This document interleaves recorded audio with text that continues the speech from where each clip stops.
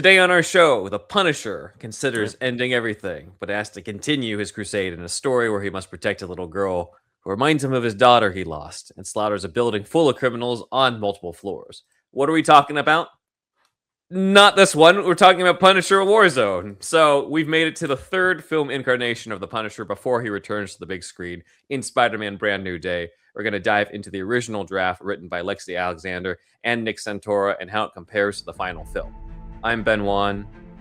And I'm LBJ. Alex. And this is Punisher Stuff You Should Know.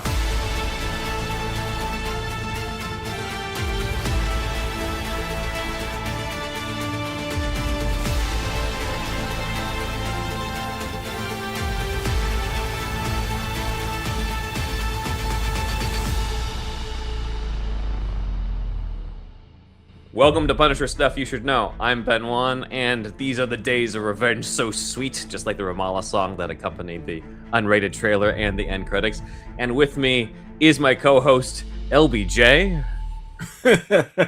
Yeah, whenever they I think they had that in the, I think that's a script thing, because I think in the actual, like, movie, don't they just call him Looney Bin Jim? Like, I don't think it's like, don't say LBJ either, like they say about like his brother. They do have they have Jigsaw say that at least once, I think, when he has that close-up and he's grabbing the guy by the throat in the back. Yeah, and this, unlike the unlike the Netflix one, I know we keep ragging on the other one, but like at least with this one, like he actually looks like he does in the comics. Oh yeah, totally. No, this is such a better Jigsaw, but this is a movie you've been wanting to cover for a while. Now you finally got to see it. So thought I'd pass the baton over to you. What did you think now that you've finally seen Punisher Warzone? I would describe it as like honestly, because like the last like two, and like I love Punisher 89, but like the first and the second one of the, you know, those two Punishers, they're more serious, and not that this one doesn't have serious moments, Right. but this one is kind of like the cinematography and everything, like just how it looks and like the general atmosphere and everything. It's like a fun, kind of like sometimes questionably like written, you know, fun Punisher movie. I don't know. It's like a fun ride. Like I liked it. Yeah, I think this movie gets too much of a bad rap. I feel like it's the most comic booky Punisher film with some reservations. It definitely delivers on like the B-movie action. It's got the cinematography and the violence, at least trying to emulate the Punisher Max comics. And I think we talked about this a little bit beforehand. There's a little bit of the Punisher 89 DNA in this. You know, we start with mobster gets freed. Punisher infiltrates the mansion to kill them. He has an underground sewer hideout. He's got knives in his boots. Punisher has somebody who's innocent, whose loved one he just killed, has a gun on him, wants revenge on him, and Frank encourages them to pull the trigger, you know, that type of stuff.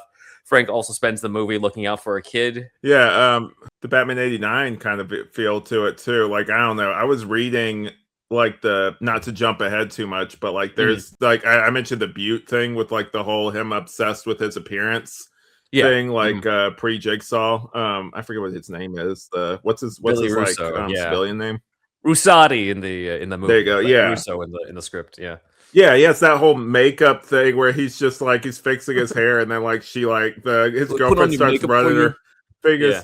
Yeah, he's like, I put on your makeup for you. And then like the other scene when I think it's just because I was reading the like the scene with like, you know, the glass like processing thing, the recycling thing, and he falls in. Kind of reminded me of like 89. Like I even in my head when I was reading it, I started hearing dun dun dun dun dun dun, dun like in my head during that scene. Think about the future. Yeah. Yeah, totally. I know. Yeah.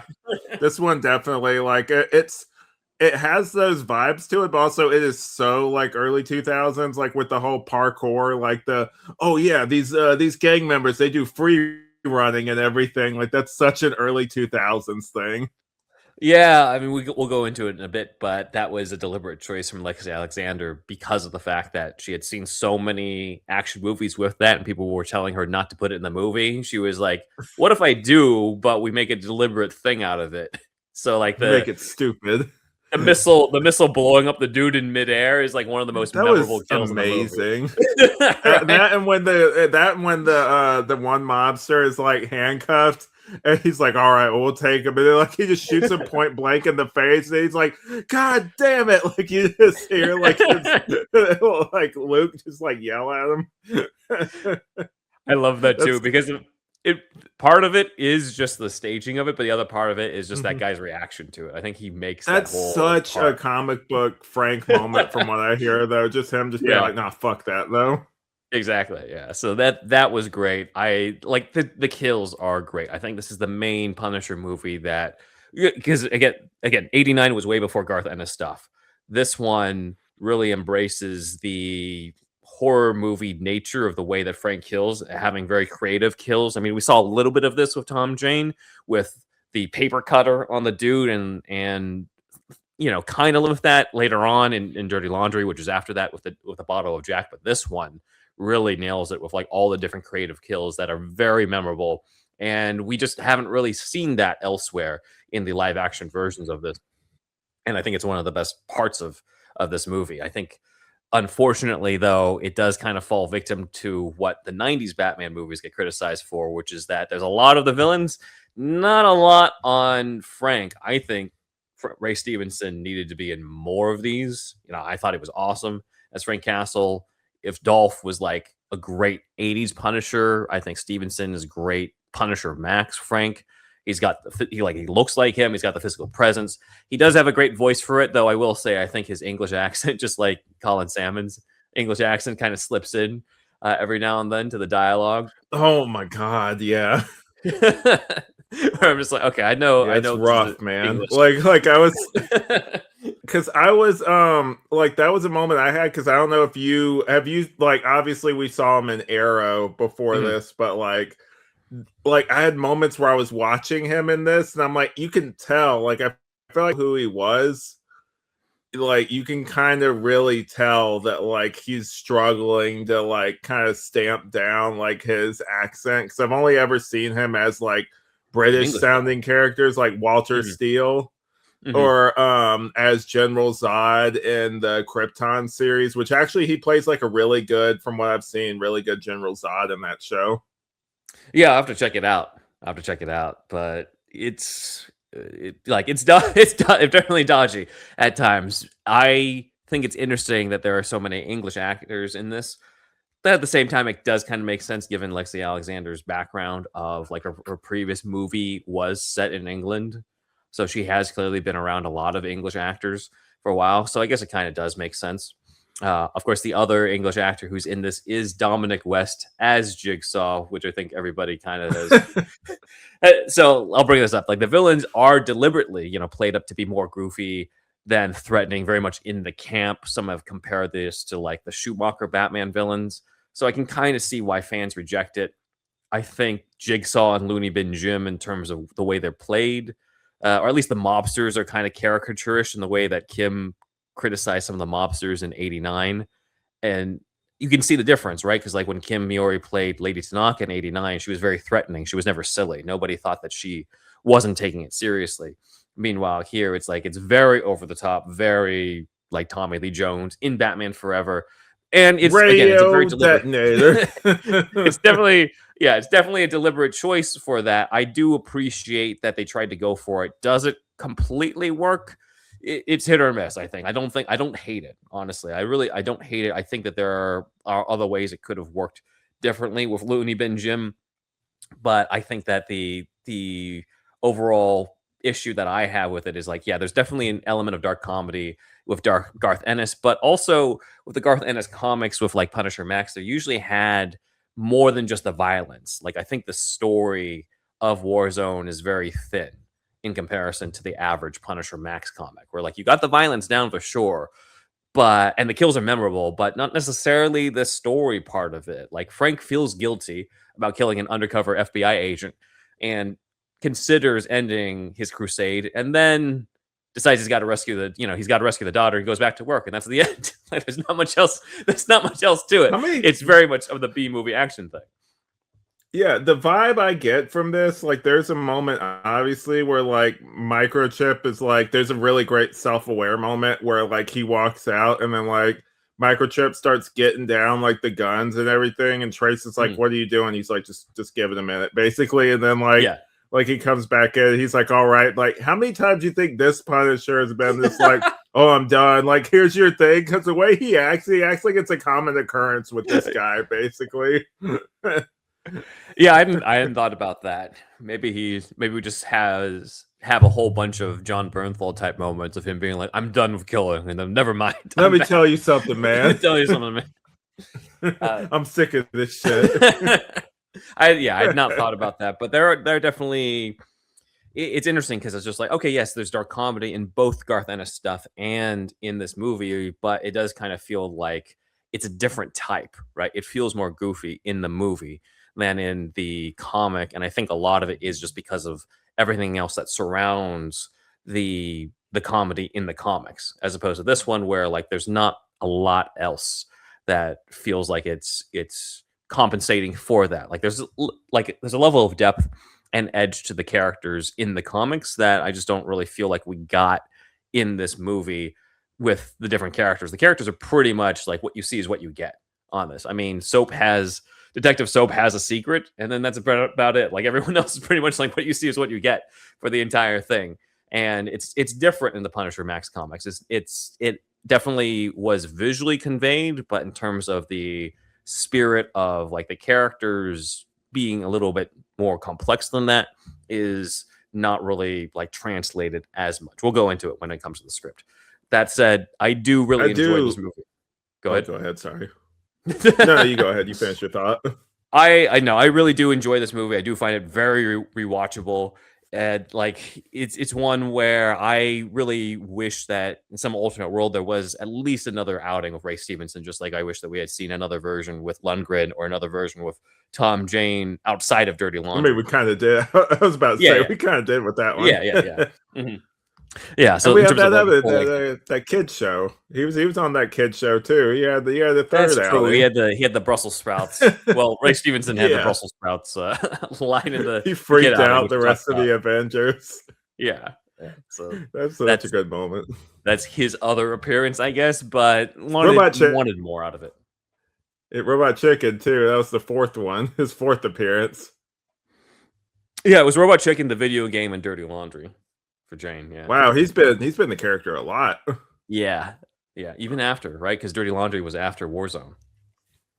That's true. Yeah, I know.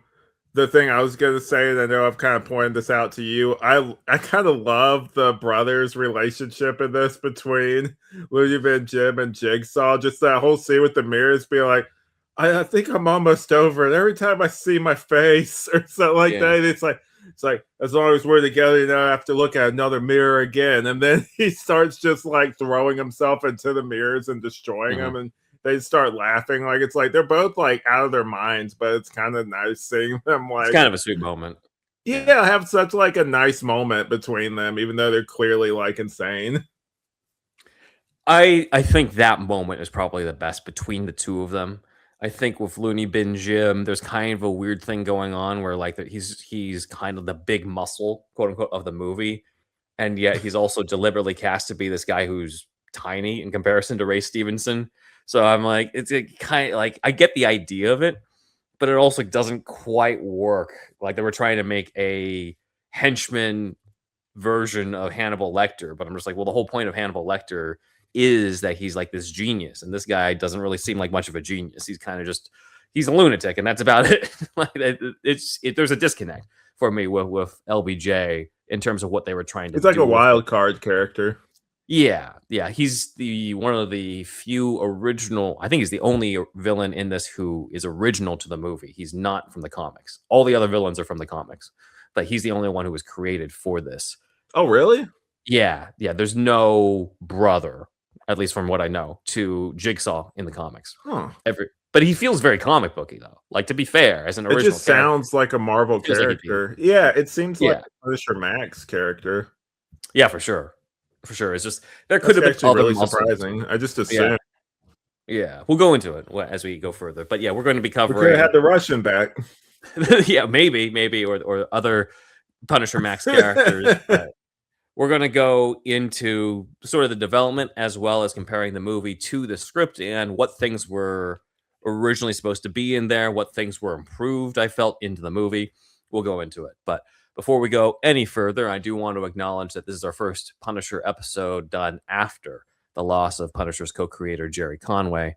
It's kind of eerie too because I had just watched him in the special features of the Punisher 2004 like DVD that we were going over in the Patreon, talking about the creation of the character. But obviously, he was the one who co-created this character that has gone on and became, had a life of his own after the Spider-Man comics that Jerry Conway was involved in. But Jerry Conway did also write the origin of Punisher with the Central Park stuff in his first, I think, solo appearance. I believe that was Jerry Conway.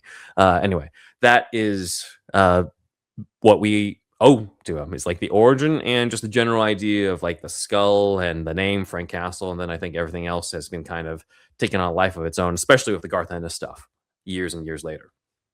Yeah, rest in peace. Yep.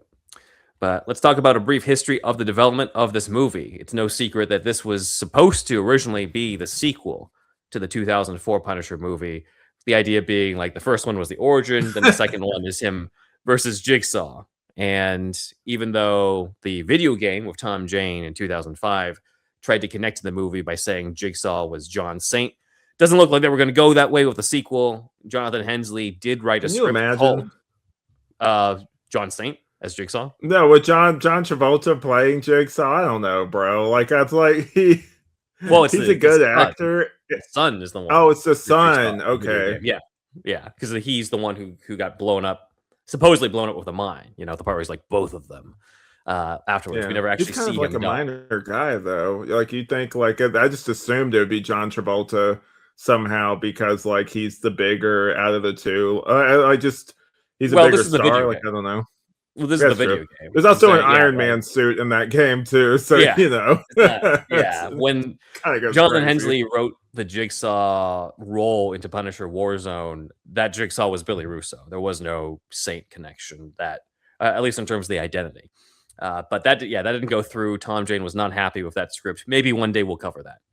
The next writer after Jonathan Hensley, I believe, is Nick Santora, who comes up with the basis of this movie that we have here. He's one of the writers credited on it, and according to Lexi Alexander, he's the one who creates Looney Bin Jim as the brother to Jigsaw, along with the whole family of Nick Donatelli and Angela and their daughter Grace. Like those are all original characters for Punisher Warzone. I was trying to recreate that Punisher Max artwork with the posters, man. Even with this one. Mm-hmm. Oh yeah. This feels like a Bradstreet style type of thing. The poster that we're looking crazy. at, yeah. Very also like it's of the era, but very kind of I'm getting like Dark Knight, just Dark Knight vibes from it too. I think that's what Lionsgate was deliberately trying to evoke, because this movie gets released in December 2008. So they're just like, oh, we've had the Dark Knight, we've had Iron Man and Incredible Hulk, but let's be real, like it was Dark Knight and Iron Man that made the huge impact for that year. So with Punisher Warzone, I think they wanted to recapture that sort of Dark Knight feel to it, even though that's not really the type of movie this was trying to be. Not at all. And I think that's also reflected with some of the creative choices, because I believe Lexi Alexander did not get to have final cut on this movie either. So some choices that were made that were in post-production were not from her, that were from like the studio stuff. Release the Lexi Alexander cut. I'd be curious. Yeah, for sure. Let's see. So after Nick Santora, so the unrated one, have you seen the unrated one? Is it like I have the unrated version? Okay, I wonder if it's any different. Like if it's like cut different. Like, obviously, it would be cut like slightly differently. I haven't found much information. Dan's told me a little bit about it, but I haven't found much. Maybe just bloodier, possibly. I don't know how much more. It's like this one's pretty crazy. At one point where they're just like, hold on, this is too much. And then the final cut, they're like, okay, this is good. I'm like, really? Like, there's got to be, what was their limit? That's my question. What was cut? Yeah, that's crazy. Probably NC-17 for that one. Maybe, yeah. Who knows what it was. So I'd be curious if anybody has information on what that is. I could not find much. We'll go, maybe we'll find out and cover it in the Patreon. But development-wise, we have Kurt Sutter from the show Sons of Anarchy wrote another draft after Nick Santora, but later on he took his name off, and he clarified that a lot of it was because he felt, quote, I didn't deserve credit. There's very little of my draft that stayed in the shooting script. The big one that they kept was the set piece where we see how Russo becomes Jigsaw.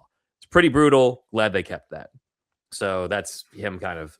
I don't know if he was just being gracious and not trying to shit on the movie, or if he had no idea, or he just kind of or he's just a guy who sticks to his guns and says like, "Hey, give me the credit if you use my stuff, but if you don't, then there's no reason to." So he is not credited for his work on this. There's a different. I'm sure you're going to get into this, but they kind of like in the comics, like what?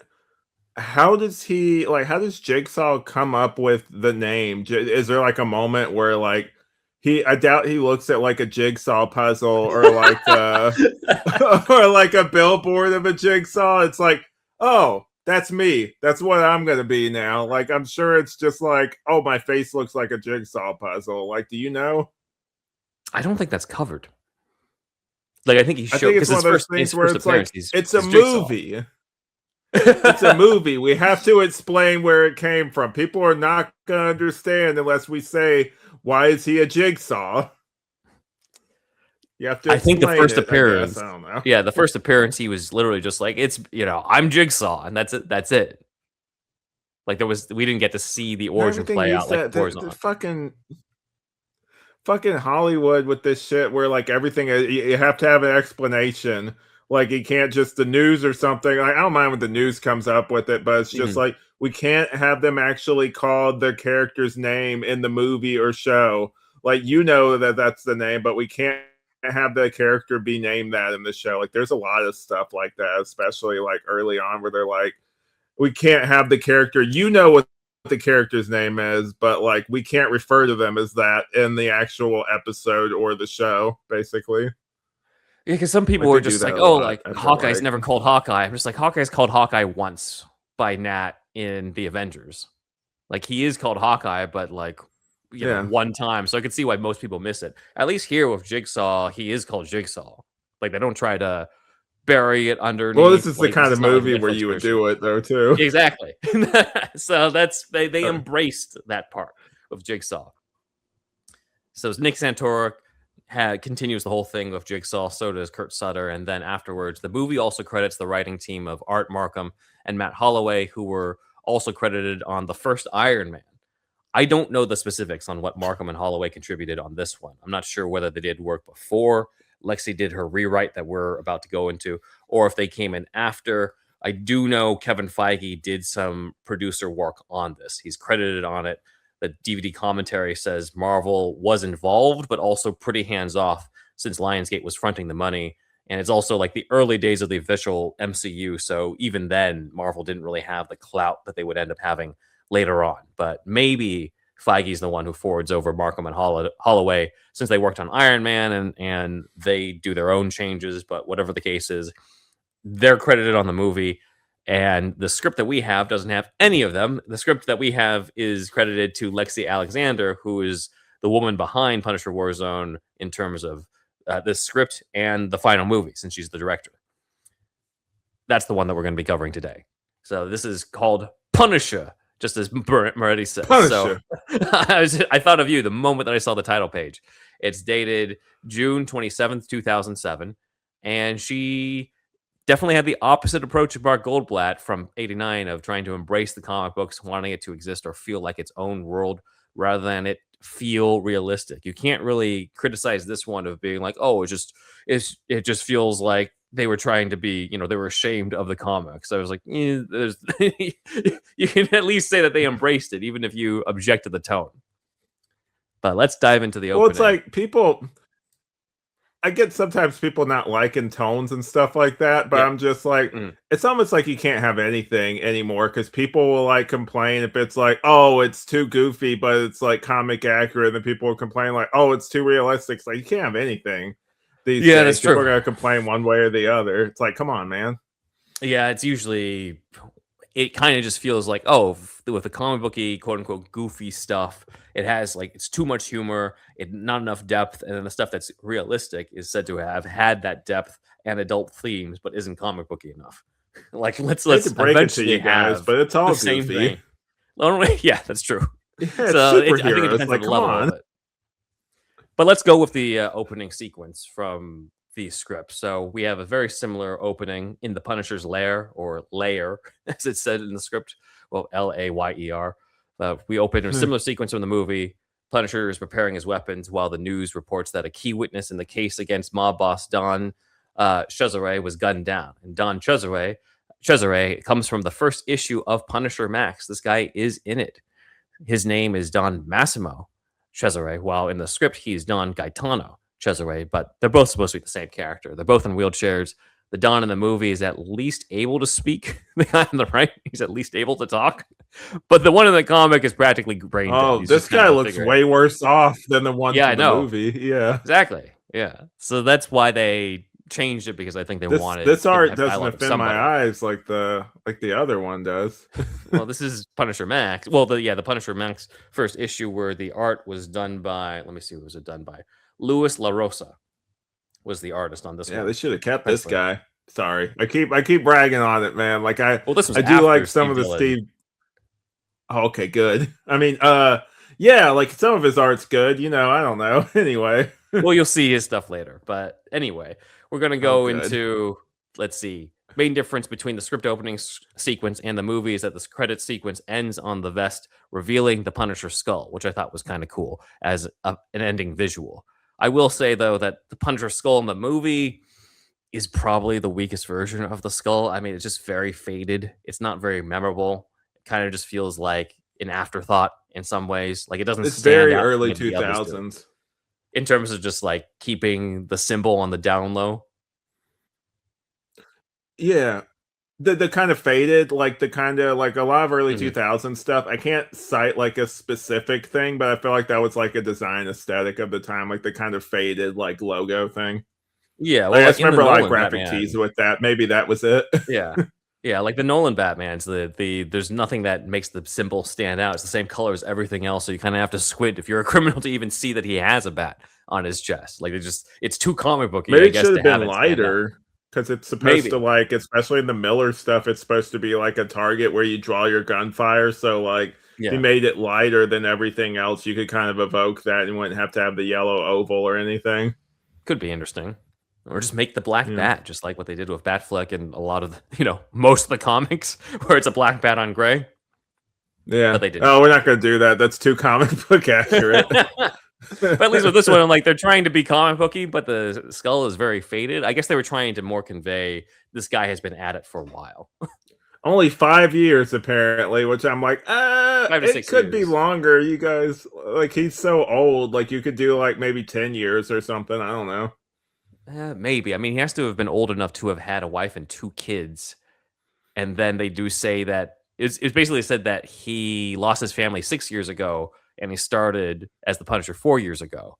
So it's still been 6 years since his family died, So I misread that. I thought that it was like 5 years since his family died, and he's been doing this for like that amount of time, basically, like after. That's why I was like, he looks pretty old for just like, really getting into it. Yeah, I mean, it is year 6 since his family died, but year 5. I mean, sorry, 4, I guess, of crime fighting. Anyway, it's a little different, but I mean, he is supposed to be an older version. This is based on Punisher Max, where you do see the wrinkles a lot on Frank's face. It does make sense, I think. He's a Vietnam vet in that version. Yeah, just like the original. That obviously doesn't get carried through in Punisher Warzone, though. They could have done some sort of alternate universe type of thing. But anyway. We go to the mansion for Cesare's party. Is this the first one where he's not a cop? Yeah, it is. They just say that he's an instructor. So that's the first time where it's just military. He only has a military background. He does not have law enforcement. So we go to the Cesare's party. Like a linebacker on the right. Yeah, this is Billy Russo. We go to the mansion for Cesare's party, where we meet Billy Russo. Unlike the movie, he's just called Russo. Like in the comics. In the movie, he's Russati. And it seems like that's kind of the opposite of what they did in The Penguin, where they shortened Cobblepot to Oswald Cobb. And in this one, they elongated Russo and exaggerated to make him seem more mafiosi in this case. So I think it was an unnecessary change. I wonder how much of that. Yeah, but I mean, it could have been from the studio to be like, Make him more mobster sounding. I don't know. I don't know who made that decision, but it's definitely Rusati in the movie.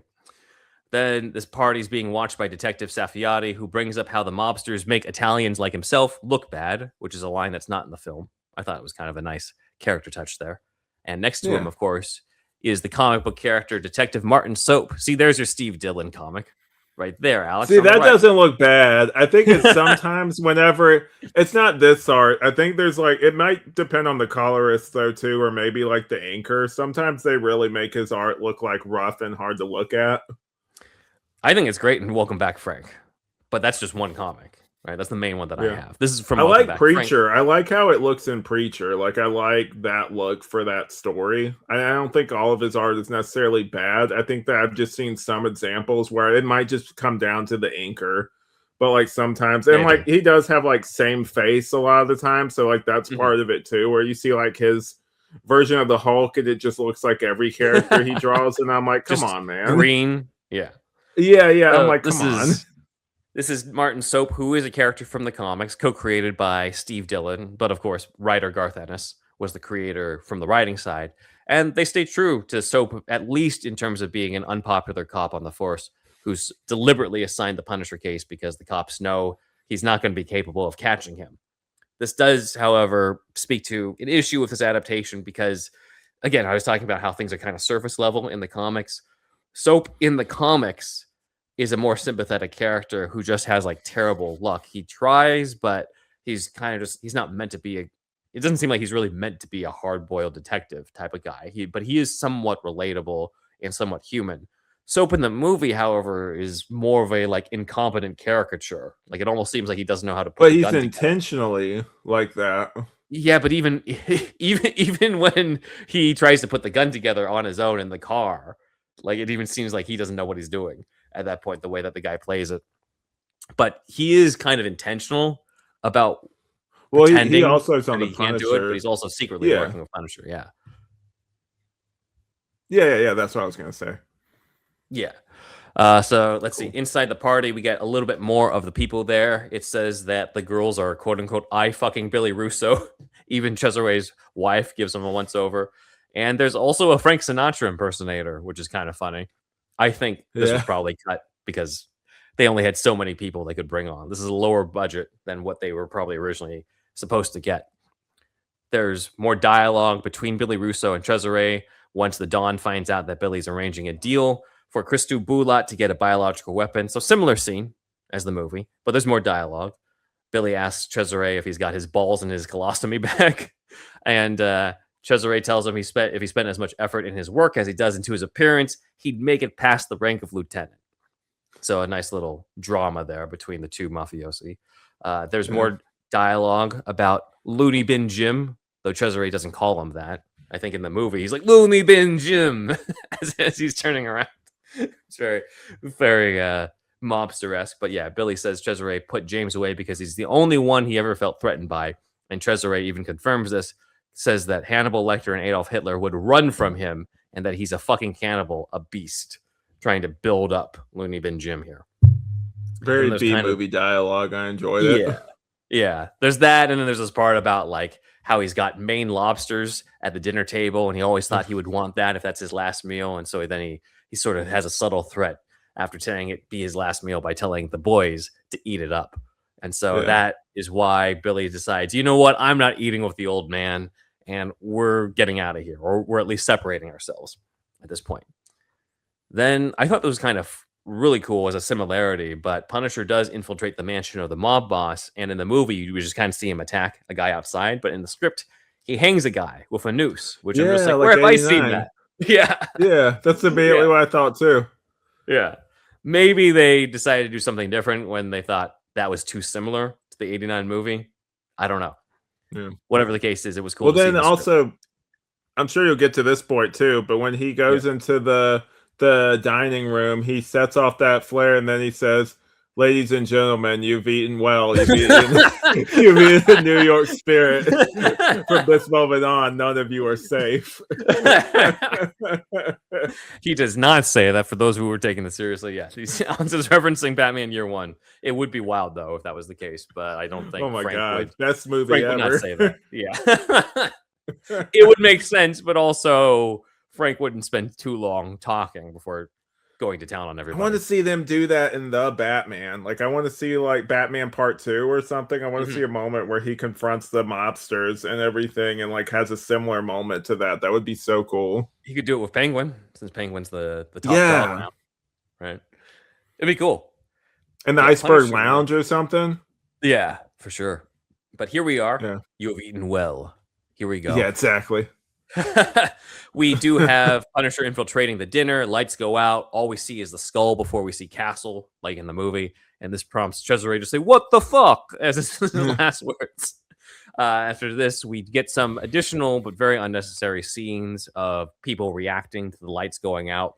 Billy Russo tells his crew to light the candelabras, and when they do, he looks at the mirror again once they're lit, which like got really repetitive, honestly, in the script. I'm glad that they cut down on that in the movie. And then other bodyguards are trying to get the lights back on.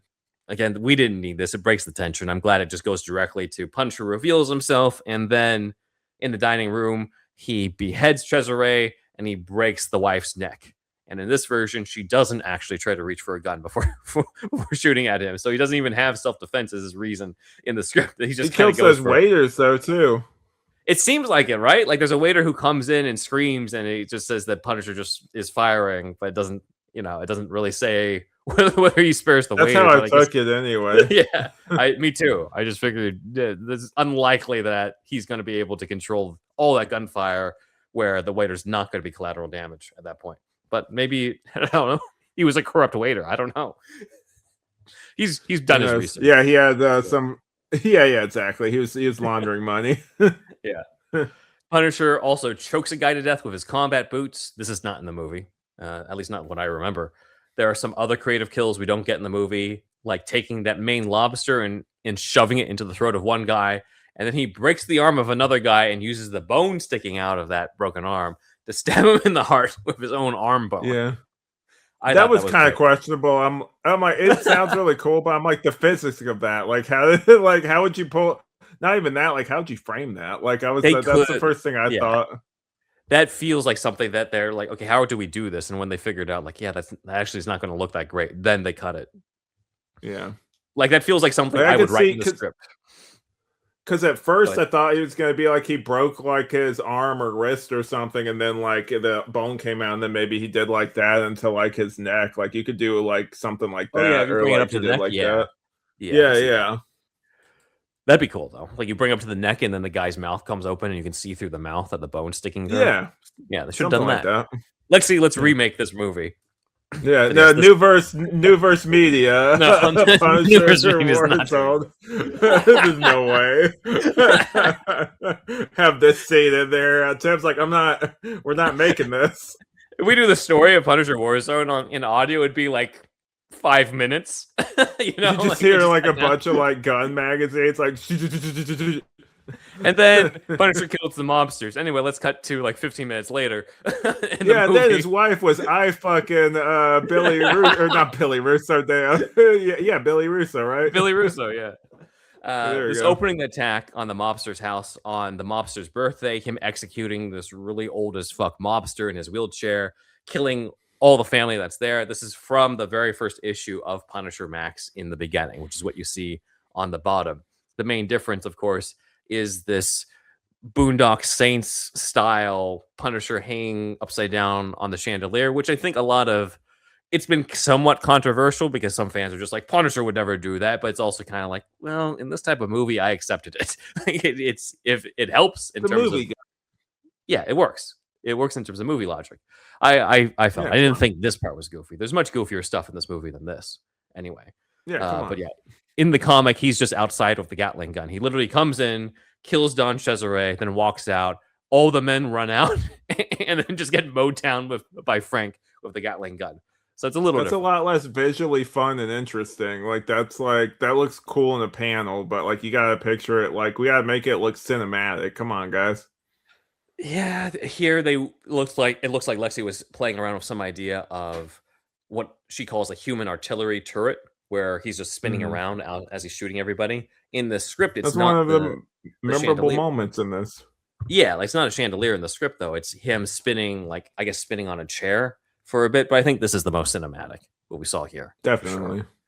Definitely. One cool visual that was in the script that's from what I realized last night, right out of Punisher Max, is a high-speed camera pan of a bullet going through a guy's mouth and blowing his brains out through the other side. That is right out of Punisher Max issue 44 in the storyline Damn. Widowmaker, which we'll talk about later. But I thought that was a kind of cool idea. But I'm sure when they played around with it, they're just like, that's going to cost X amount to make because there's going to be a lot of CG involved with that for sure. Definitely. The opposite of Jonathan Hensley's approach. I hate CG. I don't want any CG. And then you got to this being like, I want a high-speed bullet going through a guy's mouth. They could have done some stuff like that Scanners movie. I love that Scanners movie. Like that famous scene from that movie where the guy's head explodes. Like they could have like a moment like that in there. Yeah, definitely. Yeah. We just got that with the the dude in the elevator. Oh, for fuck's sake. And then it gets blown off. So that was the Scanners moment for sure. Billy Russo and Nikki, his right-hand man, witnessed the Punisher going at it. And in the movie, he's like, let's go. But in the script, Billy actually wants to fight the Punisher and defend his family. And it's Nick who talks him out of it and reminds him, like, do you know who this guy is? This is the Punisher. He'll kill you. And so Billy sees Punisher shove basically shove a chair leg into a guy's eye, killing him, which is, again, a great kill. That's from this opening sequence. And Billy's like, all right, well, I guess it's time to go after he sees that. Oh, fuck this. I'm out. But yeah, again, this is what I'm saying in terms of like creative kills. Like it's very memorable to have Punisher just show up at the dining table, slice the guy's head off, break the wife's neck, going from like table side to table side, killing people, spinning upside down on the chandelier, shoving a chair leg into a guy's eye. All that shit is just super memorable out of this opening. There's a podcast, How Did This Get Made, where they interview Lexi Alexander and they talk about how it feels as if it's almost like you're plucked right into the third act of a different B-movie action movie into this part where like this is him storming the castle. I was like, that's kind of a cool thing that I hadn't thought of about this opening. It is a great opening though. Dude, just see Castle in his element. Detective Saffiati then sees Billy Russo and company leave, and so he basically clocks this before he encounters Castle, and he pulls the gun on him, and that's where he clocks himself. And then he clocks himself. Yeah. Well, what ends up happening is, he doesn't actually clock himself in the script though, which I thought was interesting. I like this better in the movie versus the script. It's more powerful than him just being like, "Oh, I fell and he took my stuff." Yeah, because it kind of felt a little goofy in the script, where in the script he gives Castle the keys to his car, but also his own gun. And then he just falls to the ground by the time Soap arrives. I'm like, that's not as evocative as the guy hitting himself in the nose, which I thought was great in the movie. So Punisher is now going after Billy Russo and company. What's going to happen next? We'll find out after the break. Hey guys, if you want to hear more of us outside of superhero stuff you should know, you're in luck. Both Alex and I have shows and other work that we produce outside of this podcast. Alex, let's hear about your other podcasts. All right, so obviously I know you guys are a fan of superheroes, so I'll start off with I have Flashbacks, a Flash rewatch podcast where we cover every episode of the CW Flash show. Also, if you're a fan, I know you can see in the corner the Batman thing. We have Night of the Batman, where me and my wife and occasionally other guests cover everything Batman related. Ben was actually on the show, and we interviewed John Jackson Miller, and also we covered his book, Batman Resurrection. So definitely go check that out.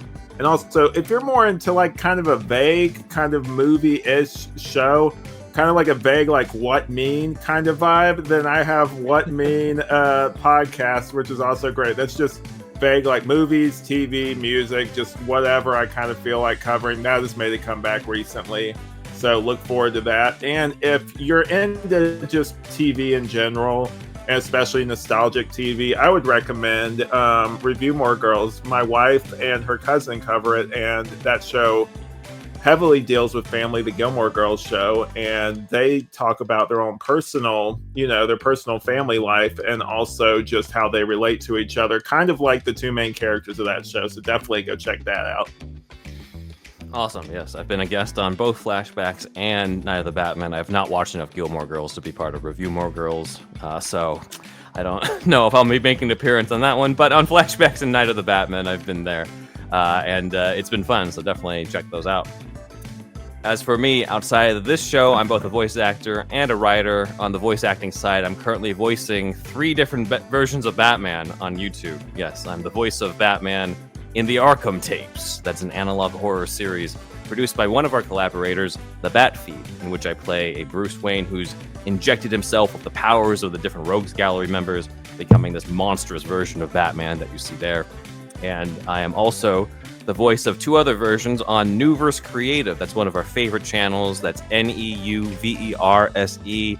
This is a channel that produces audio dramas and motion comics, where I've contributed my writing to episodes devoted to expanding the worlds of the different versions of Batman, not only adapting the movies, but also adapting unmade scripts, junior tie-in novels, or existing comics and just setting them into the movie continuity. So basically, it's the dramatized version of a lot of stuff that we cover on the show. I'm also the voice of both the Michael Keaton Batman and the Val Kilmer Batman in that. How did that happen? I have no idea, but somehow I landed it in there. Nobody's called me out as a fraud yet. So I adapted the original scripts for Batman Forever when they were produced in 2 audio dramas, one produced in the style of the Burtonverse with me as the Michael Keaton Batman, like you see here, titled Tim Burton's Batman 3, and the other in the style of the Schumacher film, of course, called Batman Forever, the Schumacher cut audio drama with me as the Val Kilmer Batman. So if you're a fan of our Batman coverage, you won't want to miss these. And if you'd like to check out my original stuff, I also self-published my own indie comics. So check out my indie comic series, Alter Ego. This is a mix of Batman No Man's Land with X-Men and The Departed. 5 families of supervillains have taken over the city, and our main character goes undercover as a henchman to eliminate them one by one. And this is now available on Amazon. I say now available. It's always been available on Amazon. That's really the only place you can get it, other than just off of me. So 3 issues are available on Amazon. There'll be more. You can also get the variant cover of issue 1 done by Alex himself that we see in the middle right here. So this is cool. And that is my first indie series, and the other one is my manga, Musashi and Son. This is based on the real-life samurai Miyamoto Musashi, who wrote the Book of 5 Rings. If you've studied martial arts or any sort of Asian martial history, Miyamoto Musashi comes up a lot in the Book of 5 Rings. And this is the story of how he adopted a son. Think samurai Batman and Robin in this. They go from village to village, hunting down the bandits that murdered the boy's father. Also available on Amazon, and the link to my Amazon author page is in the description that has all of these available in their different forms, both on Kindle and in print. You can also get merch for both my comics at my TeePublic, which has a link in the description. You occasionally see me wearing either an Alter Ego shirt or Musashi shirt in here, or a Superhero Stuff You Should Know shirt. If you want Superhero Stuff You Should Know merch, that's in here. On top of that, I have an animated movie coming out, directed by a friend of the podcast, Aaron Quinn. It is a faithful adaptation of the James O'Barr graphic novel, The Crow, that I co-wrote with Aaron, who will also be animating, and I will be the voice of the Crow. So that's our plugs. Check those out when you can. We're back to cover more of Punisher Warzone. We are following Frank Castle as he goes after Billy Russo at the recycling Come on. Do it. One of the more hardcore scenes of the movie is when he realizes his nose is broken. He shoves a pencil to it to straighten it out. Yeah, that's crazy. That was a crazy part. I love that part. In the script, they clearly hadn't thought of that idea yet, because he just pops a bunch of aspirin straight from the bottle, and they're just like, it's after you see the movie and then you read that, you're just like, really? Like that? You guys thought that was going to be hardcore? Like, I get it. Like, some of it is like more hardcore, but then other parts, it's like you weren't quite there yet. Like certain parts, like they definitely punch up in the movie. Yeah, like in real life, when you do try to just pop pills without drinking it down, yeah, that is hard to do. He didn't need anything to swallow the pills. He just did it himself. Yeah, I know plenty of people who do that. What are you talking about? Yeah, but it's not visual, though. It's not visual. It's not cinematic. It doesn't convey badass in the same way as the part that he does in the movie. So I'm really glad that that got changed. Apparently, Lexi Alexander said that she saw that in real life because she used to be a kickboxer. She's a martial artist. So she actually seen that What other happen in a movies has match. she done? I'm glad you asked. So she did Green Street Hooligans before this, which is a movie with Elijah Wood and Charlie Hunnam. And it's like it's a quote unquote football firm, which kind of sounds like a fucking boring, like sports, like corporation movie, but it's not. The firms are gangs essentially in England Oh, surrounding the different football or in America soccer teams. So they associate themselves, but it's basically a crime movie. And Elijah Wood is this American guy who gets, he's visiting his sister who's married to a British guy, and essentially his brother-in-law is the head guy of the gangsters, played by Charlie Hunnam, and he gets involved Goodfellas style with this whole lifestyle. It's pretty good. I saw it last week actually because I was really curious about her other stuff, and it's not like Warzone at all. Like you could say like, okay, there's crime and there's violence, but it's not like Tarantino where you're like, okay, I kind of know what I'm in for like violence wise.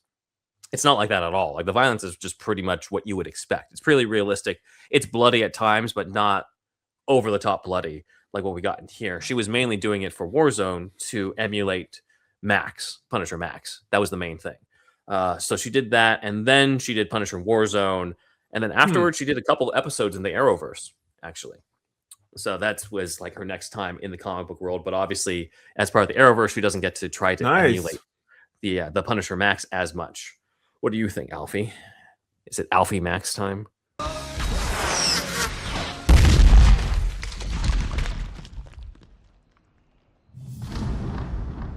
Consider him scratched off the list. We'll see. So let's go on to one of the other characters. He wants everyone to know his opinions. Yes. But why don't we talk about one of the other villains who shows up, who is McGinty. What do you think of Lexi Alexander's career? Let's talk about McGinty. This guy. He is more threatening in the comics than in the movie. In the movie, he's kind of a joke. I think he's. I would imagine so. Yeah, he is kind of a joke. Yeah. So this character comes from the kitchen Irish fucked up teeth, right? Though. Yeah. They got his fucked up teeth. They deliberately put in a fake gold tooth to emulate the gold tooth in the comic. So that's pretty true to it. Main difference is that there's no parkour in the comic. There's no parkour for McGinty in the comic book version. Every time I hear parkour, I think of The Office. Parkour, yeah. Yeah, parkour. Yeah, I always think of that whenever I hear parkour now. Yeah. Lexi added the parkour guys because of the fact that she wanted a sequence of Punisher just taking them out as a way to kind of like shit on the whole idea, which is kind of funny. And I think it works it's one of the most memorable kills in the entire movie is the guy just getting blown up in midair on that stuff. It does add to the more goofy tone, but I was like, I'll accept it. McGinty arrives at the plant and he praises Billy's looks. And I can see why this is cut because, again, we got like 10 things in a row of Billy admiring his looks. Like, we get it already. All Batman 89 needed was Jack Napier looking in the mirror and Alicia being like, you look fine. And he's like, I didn't ask. And that's it. Like, that's all we needed. Instead, we get that moment that's like replicated with Billy. Then we have the whole thing about him falling into a vat. Then we have the scene with a doctor where he sees his new face. Like, there's a lot of Batman 89 with this Jigsaw, which is what you brought up to me before, too. And that's just kind of, we can see the DNA for sure in this version of things. It's a little different from the comics. In the comics, Jigsaw was introduced already disfigured. And then when they show the flashback or the origin in Punisher Year One, it's basically Punisher's making him face the window from inside the building, and then he kicks him through the window with all the glass cutting through his face. So it wasn't one where he like falls into any sort of vat. That's very Batman 89, very Batman Joker. But that's what we got. It kind of reminds me of like it's not exactly similar to this, but it kind of reminds me of that. I haven't really read it, but that Batman story, like Lovers and Madmen or something. Oh where, yeah, like. Yeah. He makes Joker like chug a bunch of like antidepressants or something like that. Like, doesn't he do that to him, or am I like misremembering that? So I think they basically the mobsters pour a bunch of stuff onto him that contains antidepressants or something like that.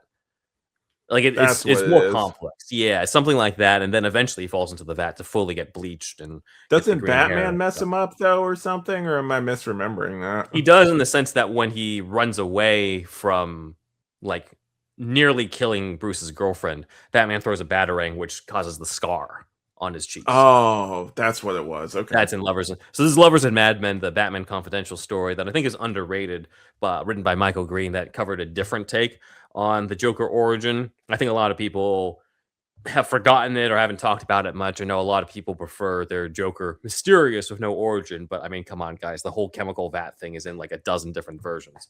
It's pretty much the main Joker origin. So it's a nice version of it. It has its flaws, but it's kind of a cool way to add some other stuff. Very mid 2000s as well. This is like right on the heels of Batman Begins, and you can kind of tell of stuff. And foreshadows Yeah. the scarred smile thing before we got it in The Dark Knight. Yeah. Which is the same year as this Cool. movie.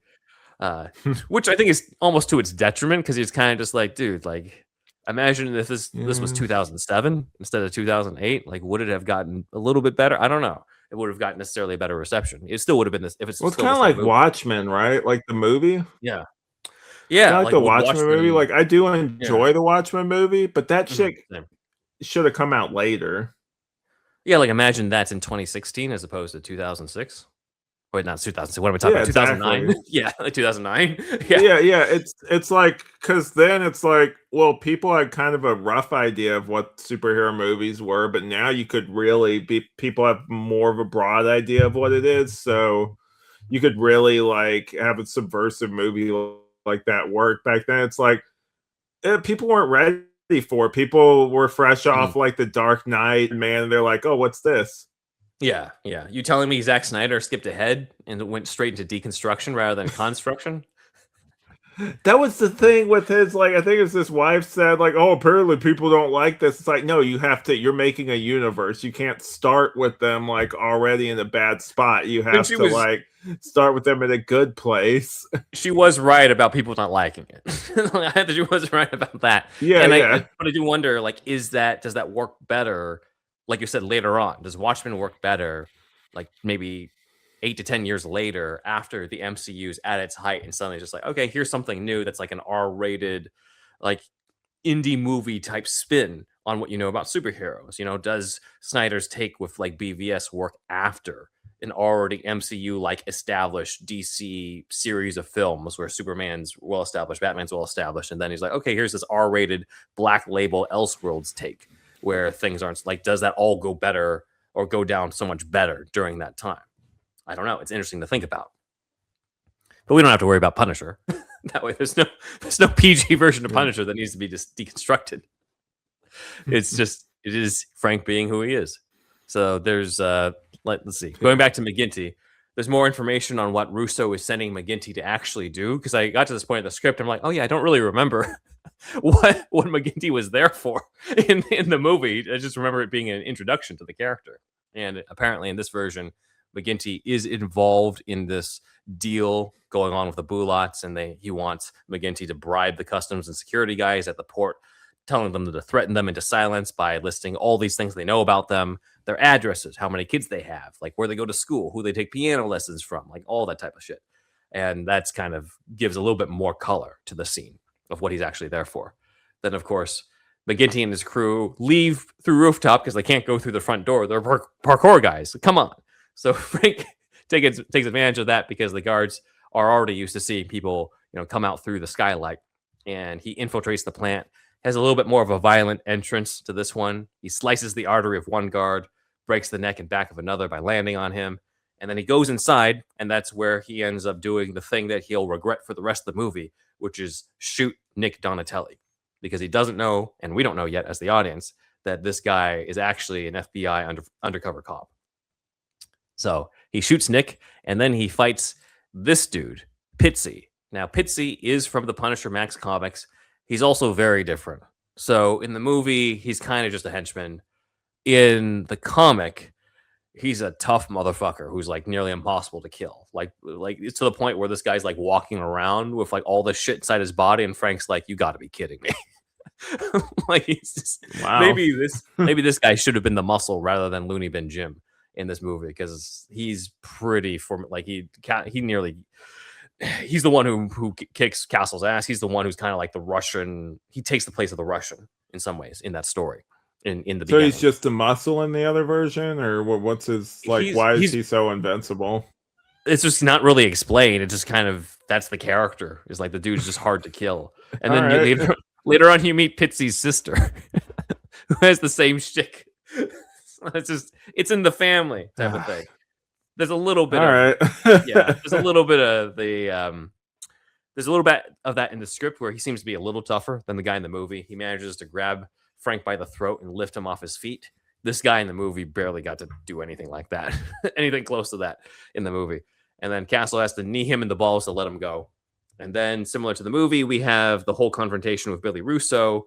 But here, it's very different. Castle gets wounded and nearly falls into the glass crusher, manages to, sort of stop himself from going in and get himself up, and instead brings Billy into the glass crusher. And in this version, here, like we get the version of the movie where he's like in the glass crusher, his whole body's in there before he turns it on. In the script, what I thought was cool and felt more personal, felt more brutal was Punisher is literally holding up his legs while sticking his face in there. Wow. Oh yeah.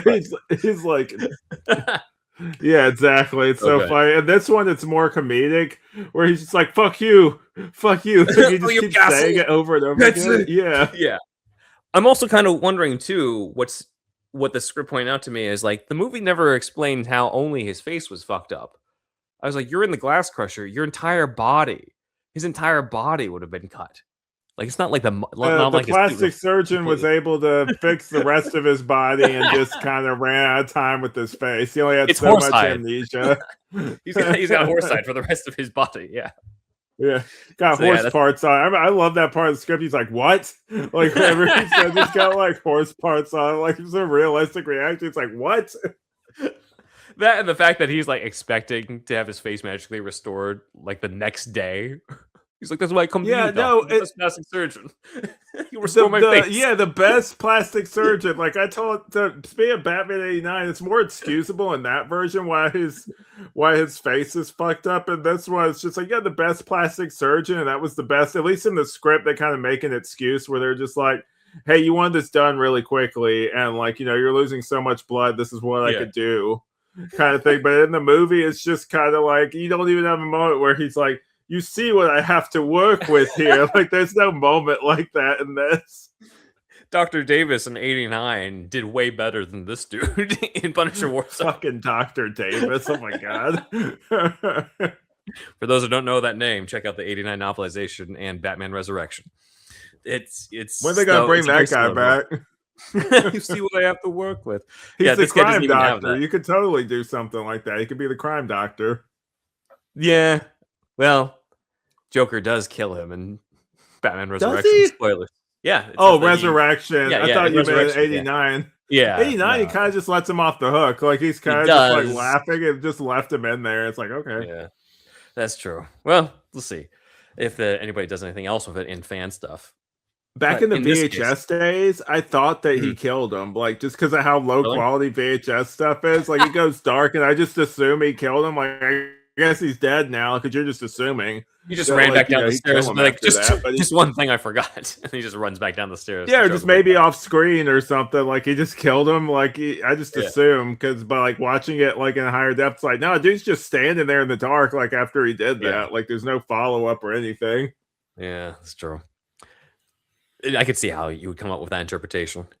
Let's talk about this next guy. So, Ink is the name of this other early 2000s looking dude in this movie with his very hair. emo looking. Yeah, for sure. Yeah, whenever I see this, I think he looks like a cross between James McAvoy and Elijah Wood on coke.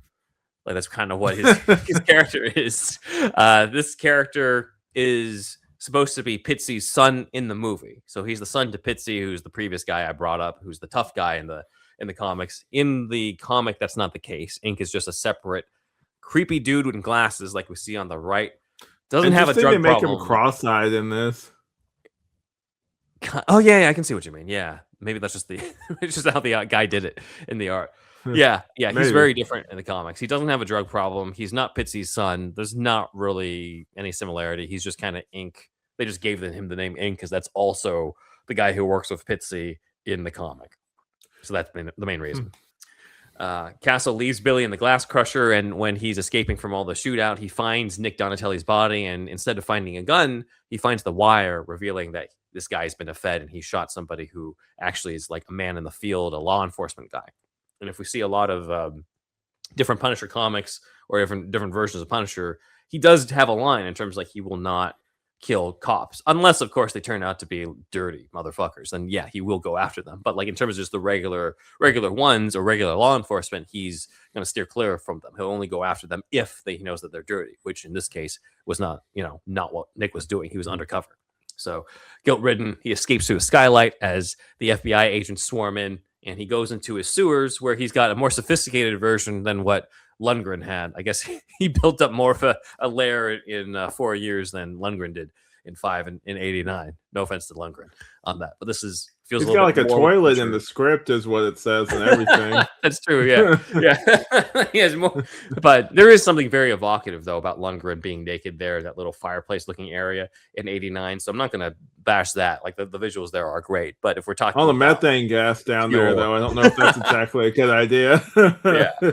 But if we're talking pure like headquarters hideout, I thought this was great with the he has the Batman set up with the whole like the abandoned like kind of train station kind of vibe to it. Yeah, no, he for sure. This foreshadows that. So he's in there and he kind of leans back against the wall and covers his face and kind of shame over what he's done. Well, in the movie, he has more of like an outburst type of thing where he's storing stuff, but that's a little bit more of a difference. Again, more cinematic in the movie. Inside the chemical plant, I'm talking 89, aren't I? The glass recycling plant. Sorry, Agent Miller, the FBI. We rat out here, boys. Watch it. They find Nick's body and discover Billy, who's barely alive in the glass bin. And then we cut to Donatelli's funeral. We meet his widow, Angela, their daughter, Grace. Frank is watching from the distance. And then we meet Agent Luke McDonald, who is meant to be in his late 20s. That didn't get carried over. Neither did the name Luke McDonald. Does he have a different... Yeah, what's his name in the movie? Budiansky. So, yeah, his name is Budiansky? Budiansky. Budiansky. Yeah. Yeah. That guy looks like Sam Jackson on the right. He is. He's actually drawn after Samuel L. Jackson in Punisher Max. So it is funny, given that what we know about Samuel L. Jackson being the model for Ultimate Nick Fury, too.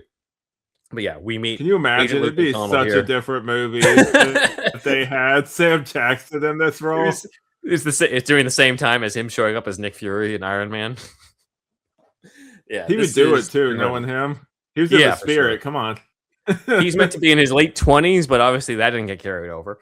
He's quote unquote built like a cruiserweight, and he's supposed to seem like a young Frank Castle. I think Luke in the script was meant to be a white dude because he was supposed to be. It was said that he was the original one who was supposed to be undercover with the mob. So I think they were originally thinking that it would be somebody who was younger, like who would look like a younger Ray Stevenson. But I think that they made the right call here because first off, Luke McDonald is not a comic book character. So that's the original thing. And Paul Budiansky here is a comic book character. So he is from the Widowmaker storyline in Punisher Max. And like you see, he's kind of based off of Sam Jackson. And in that version, he's a cop, not an FBI agent, but he's a cop. And he's kind of on the shit list, or he's controversial because he showed up at the school while there was a school shooting and he shot the shooter to death. Even though the shoot. Wait a minute, who's that? You know who he also kind of looks like? Who's that? Is it like Randy Jackson? Who am I thinking of? Maybe the civil rights I don't guy. know. He kind of, what I'm talking about? Al Sharpton. Al Sharpton. That's who this guy looks like too. Yeah, he looks more like Sam Jackson throughout the comic, but I see what you mean for this specific panel. Yeah, the way he looks right there, like looks like Al Sharpton right there. A little bit, yeah. You ever see that? You ever see that picture? Sorry, I don't think I've seen this picture that you're talking about. You ever see? There's like a picture of like I think it's Al Sharpton. He's in like basketball shorts and like a basketball shirt, but he's kind of short, and so like the selfie, like you can see like the mirror and just see how short he is. I'll send it to you later. It's pretty funny. I'm picturing it. So Al Sharpton was nearly in this movie as Booty. No, he wasn't. But yeah, oh man, that what a get. Budiansky in the comic, so he's controversial because he shot a kid, even though that kid was a school shooter who was killing other kids. But he's controversial, and the story kind of draws a parallel between Budiansky and the Punisher, and whether or not, like, are they kind of the same in some ways. So I can see why they carry that over with this character who was originally Luke and then turned into Budiansky, because they're trying to do a similar thing of like the guy who's in law enforcement who's kind of on the verge of following Frank's footsteps, considering that he also has a vendetta and that he also is tempted to cross the line, and how Frank kind of prevents him or doesn't want him to do that because he feels like he's gone too far. So it's interesting ideas here that I feel like aren't really explored much. They're kind of just brought up surface level, being just like, hey, like there's a parallel between back to the shooting, and then back to the other stuff. Yeah. Whereas it's more of a thing in the Punisher Max comic. Luke, I'll call him Luke if we're talking about the script version, but Luke cries upon seeing young Grace, and then he chases after Agent Miller, demanding answers similar to the movie, where there's a line in both the movie and the script that made me kind of like scratch my head, because Agent Miller is like, they're talking about the Punisher killing Nick, and Agent Miller is like, we didn't expect this to happen. We didn't expect the Punisher to declare open season on the Mafia. And I'm like, you didn't? You didn't expect the Punisher really bad at your job. I get that he meant like, we didn't expect the timing of this while we're trying to take down. We didn't expect him to start killing people. But I'm like, the Punisher's out there. You have an undercover guy in the mob. You don't think like maybe that guy's at risk from Frank Castle? Nah, it's probably fine. It's probably fine, yeah. Luke promises Nick's family that he's going to get the Punisher, and Gracie sees Frank off in the distance, where Frank goes to the part of the cemetery where his family's graves are, because it's all conveniently in the same cemetery. And this scene is again right out of the first issue of Punisher Max, right down to the headstone having all three names. Wow. There. Though, as you can see, it says 1976 for when they were killed, as opposed to 2002, it looks like, for the movie version of Punisher Warzone. One thing I noted, too, is that the daughter's name is different in this. It's usually Lisa in the comic and in the movie, but it's Sophie for some reason in the script. I don't know if they're just playing around with it, if Lexi Alexander wanted to pay tribute to a friend named Sophie. Maybe they forgot. Yeah. But I mean, there was like a spelling error in this too. Like I noticed, like they said like cops. They were like, oh, it killed two of our cops, but it's TO instead of TWO. And I was like, come on, man. Yeah, no, there's a bunch of stuff like that. But I mean, some of it might just be Lexi Alexander. She's not a native English speaker. So maybe some of that's that. Yeah, she's German. So it could be due to that, because I did notice that with some of the things where, like, I noted Punisher's lair was spelled Layer, as in layer. That's why you said layer earlier. I got you now. That makes sense. But I'm like, you have the comics. You're basing everything on the comics at this point. You could see in Punisher Max, especially if this scene is from there, you could see the comic panel. But oh well, they fixed it. Frank tries to wipe off a smudge, but he finds that he can't, and he kind of collapses, and that's it. The script does not indicate flashbacks of the origin, and that actually was added later on. We only get one flashback, I think, and that's later on, but we don't actually see the aftermath of the Central Park killing like we do in the movie.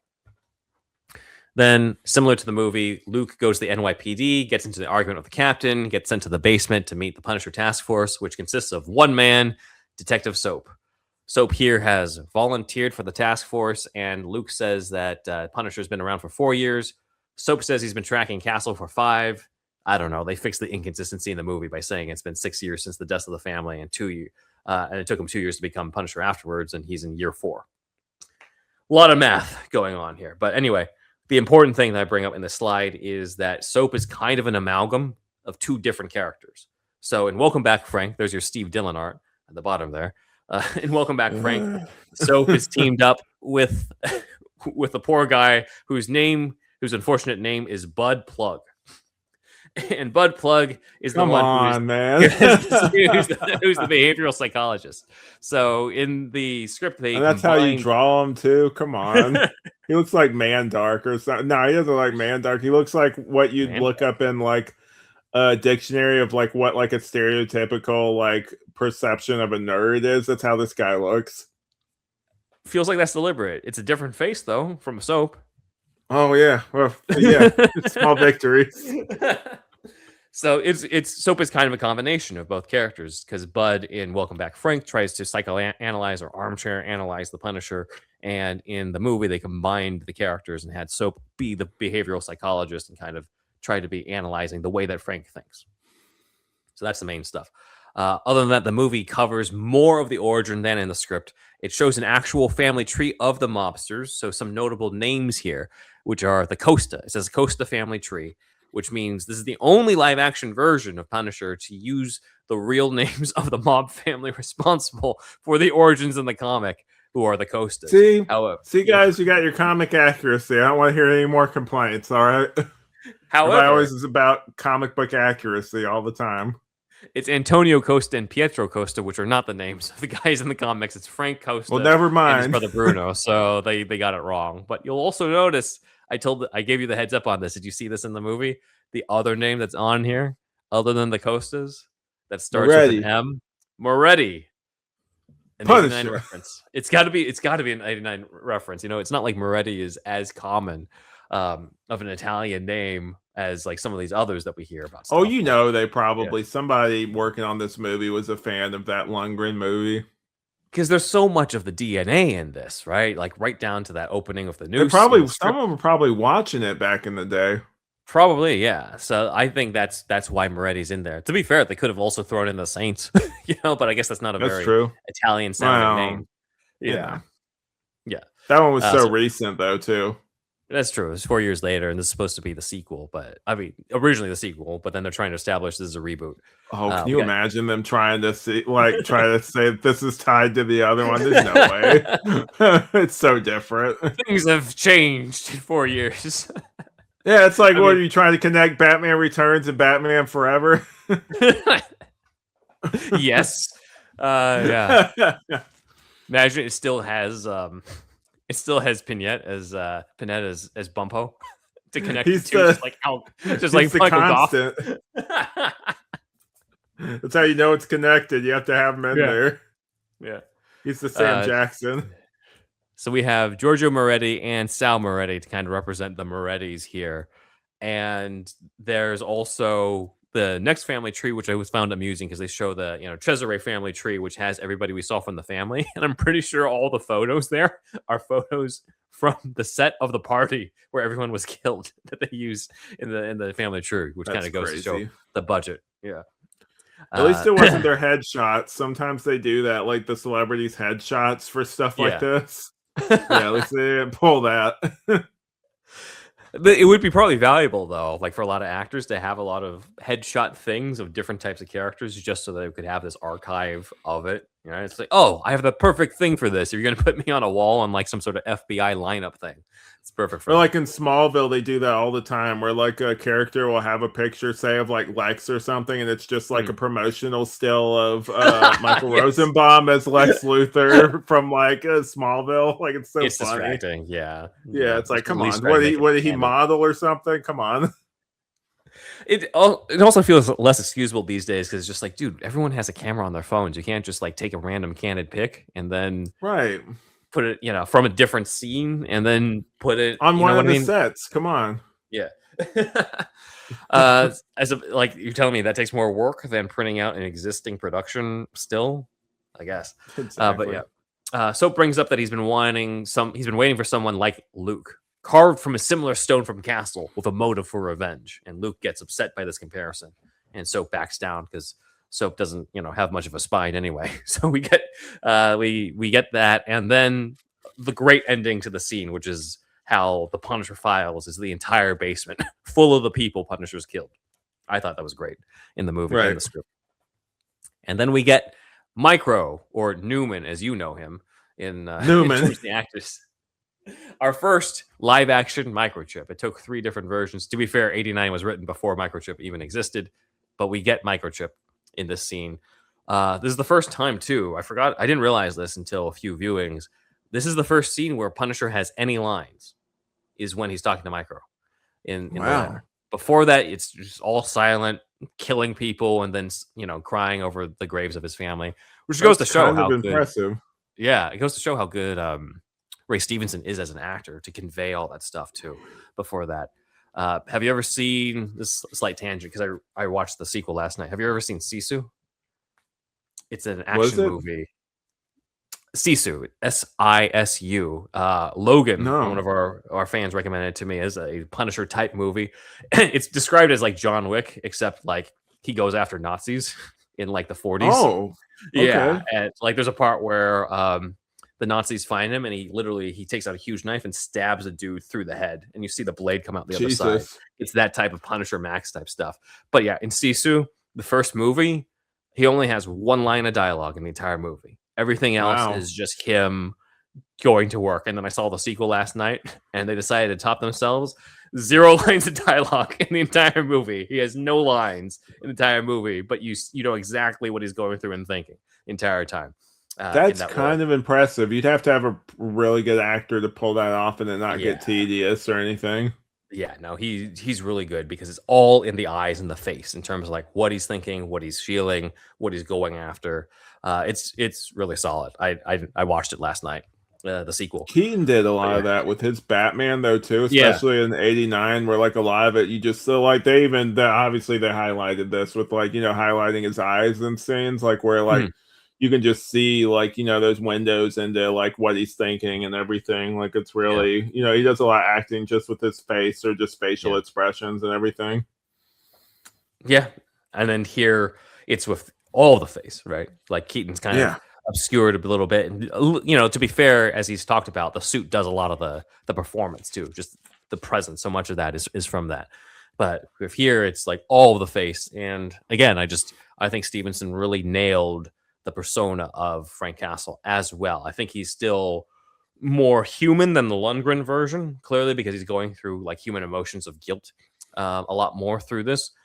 But it's still pretty solid of a characterization of a version of Frank, I felt. This is kind of a spiritual sequel to. I could see this connecting more to '89 than I could see it connecting to like the '04 movie. Yeah, especially if in this hypothetical world where Warzone is written to be the '89 sequel, like his connection to the whole law enforcement thing. I killed a man in the field. I guess that works better with 2004 Punisher though, because Frank was a literal undercover FBI guy for that. But still, it's still in a lot of DNA, I feel. So the main difference in the scene with Micro is that it ends with Micro seeing Frank's vest on the wall and a glimmer of the skull, and then it's gone. One of the things, just a quick thing since we're talking about the vest. What do you think of the neck brace thing? It looks cool in certain scenes, but it kind of looks like he has a little turtleneck sometimes and other moments. I don't know. Like it's fine. It works for me. I know it's like a contentious thing for people. Yeah, I don't hate it. But I also wish that we had at least one scene with him just walking in this classic trench coat and shirt, like with Tom Jane. Right? Like something like that. I want at least one scene because again, Stevenson looks so much like Frank Castle off of the page. Like I think that's indisputable. He just looks so much like him that I'm like, at least like bring up, like make him look more comic booky in terms of everything from the neck down. With like a brighter skull or some other thing. It just felt like they went too far into the realism aspect for the tactics of his outfit when everything else was so comic booky. I was like, come on, guys. Like this is where you just go all out with how the comic looks. If he just walks around with a trench coat and shirt the entire time and artillery, that would have been great. Right. All right. Our next favorite part. I know we all react this way when we see Billy Russo's face, but yeah, similar to the movie, Billy awaits the results of his facial surgery, which is like the next day. And he's like expecting miracles. He learns that Nick was a federal informant, and here the surgeon in the script, the surgeon shows all the glass that had to be removed from his skull, which I guess is I kind of wish they had done that in the movie. This would have been the whole. You see what they have to work with, you see what they have to work with, type of thing. So yeah, he also recommends psychological counseling for Billy. I think he's well past that, honestly. No, he's crazy. I kind of like it's kind of like a subtle thing, but I kind of like the that little nasty strip of like skin he has hanging from like his eye that's connected. It's gross. Yeah, no, they did a great job, I felt, with the way he looks. You know, people may criticize the like performance or the tone of it, but I like the way that this dude looks as Jigsaw. You can't tell me that that's not basically what they needed to do to pull this off for the Jigsaw. It's slightly different, you know, it's slightly different from the comic because the comic has like a bigger eye, kind of like a Two-Face thing where like there's just a bare eye. So that's the main thing that they missed. But that wouldn't have worked in this with the budget they had. It would have looked goofy if they had like the big fat like Two-Face eye or something. Like I don't know. They would have to CG it and have as good of a CG as the CG that they used in Dark Knight for Two-Face's other side. They would have to motion track it, and they're not going to do that for this kind of movie. Yeah. It was too much, yeah. So like in the movie, Billy sees his face, and his immediate reaction is, "I want to talk to my doctor alone." Yeah. And then Pitsy criticizes his son for throwing up, being like, "You know how sensitive he is about his looks." I'm like, I think anybody would have reacted badly. He's like, "I'm sorry." It's just like, look at him. Yeah. So this is where the script goes in a different direction, where instead of them coming back in, Billy actually walks out. We still haven't seen his face yet, but he walks out of the doctor's office alone, and the henchmen look inside, and that's when they see the doctor with the scissors in his head. And then Billy goes and walks through the pediatric ward. And this is all different from the movie. See, in the movie, he's looking at the billboard with the Jigsaw pieces coming together, because like Alex said, we need an explanation for the name. But yeah, we need to know why he wants that. You can't just look in the mirror and be like, I look like a fucking jigsaw puzzle or something. Like, you know, like that could have been enough. But no, we have to have it be like, huh? Me? Jigsaw? Huh? Like basically like him connecting those dots. So he scares off a whole bunch of kids with his new appearance, except for one boy who already has a scar on his head. And he's the only boy who's not running away. And he's working on this jigsaw puzzle. And Billy asks him, you know, why are you not scared? And then the kid says he looks just like his puzzle. And Billy lets the boy go. Probably the only thing that Billy ever lets live. And we see his face as he pulls together the rest of the jigsaw puzzle and processing what's happened to him. And that's where he comes up with the name Jigsaw. And I have some information from the director's commentary off the DVD in terms of why this didn't go through. Mainly due to, just like with everything else, budget. Right, you have to have a new set for the pediatric ward and a bunch of kid actors, and you have to probably have, you know, some wrangler with the kids and also explaining what's going on with like how horrific this guy's makeup looks, all this type of stuff. It was too much, and so it was replaced. I guess the studio made this happen, but it was replaced with the whole billboard showing the jigsaw pieces coming together, which Lexi Alexander said on the commentary that she thought this was really stupid. So she was just like, I hated that decision, but she had to make compromises. I thought that was funny.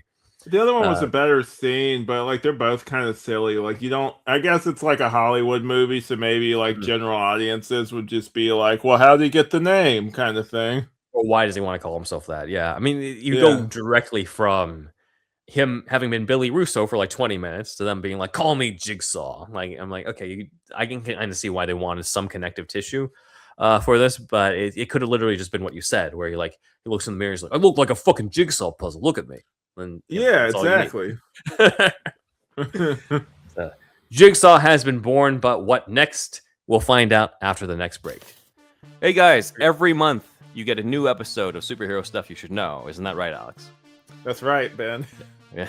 But what if you could get more and support our show? So you can get an extra episode of our show per month if you support us on Patreon over at www.patreon.com/superheroSYSK, where you mainly get the $5 tier or the $10 tier.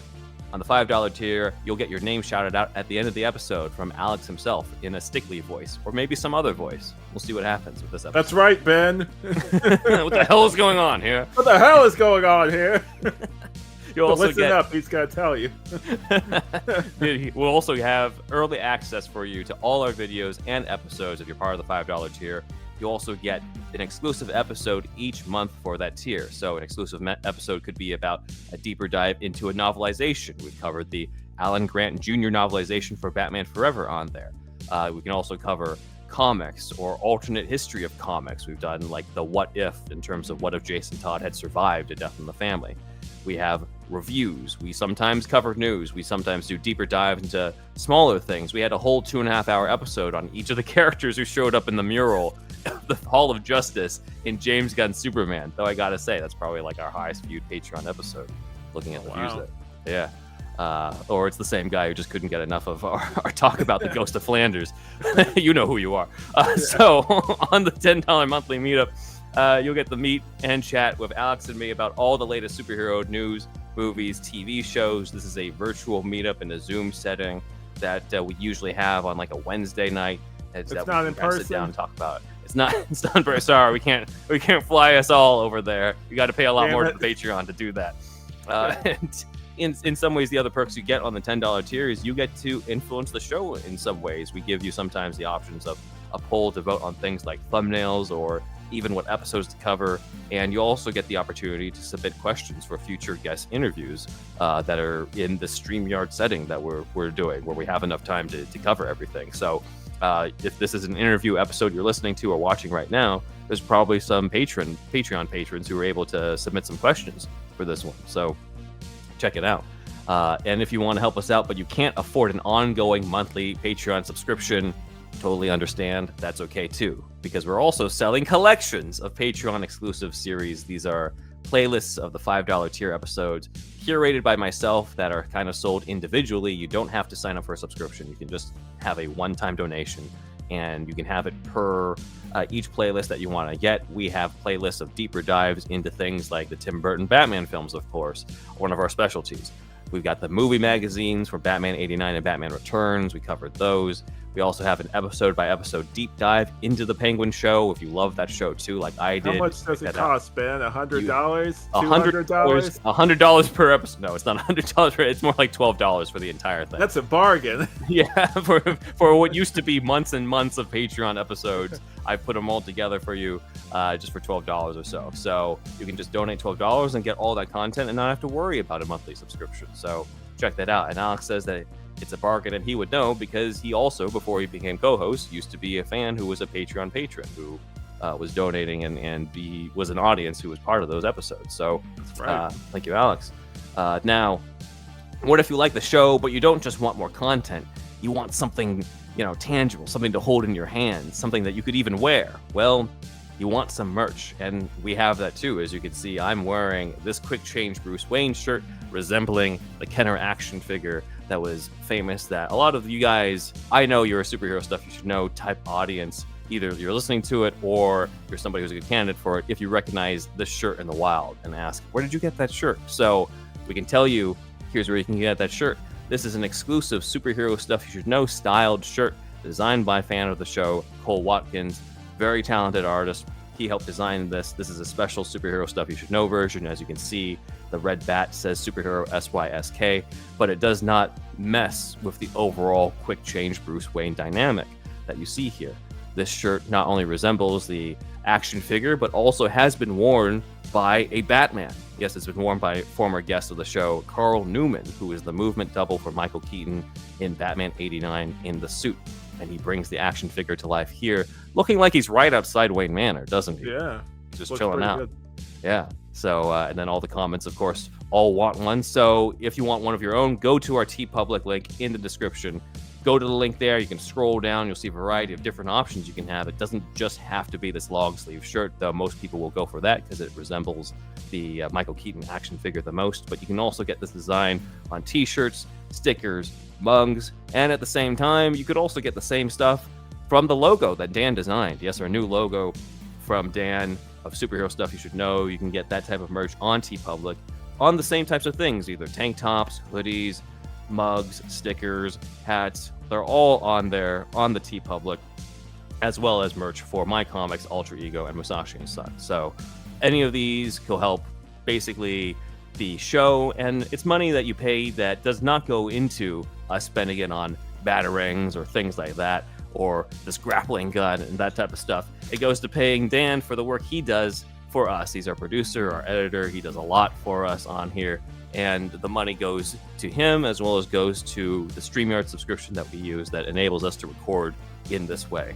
So please get yourself some more of our show, get yourself some merch, and support us if you can. And remember, you gotta have your superhero stuff you should know merch while you're watching superhero stuff you should know. That's right. It's not a superhero stuff you should know episode without a superhero stuff you should know ball cap. That's okay. They can get it next time, Ben.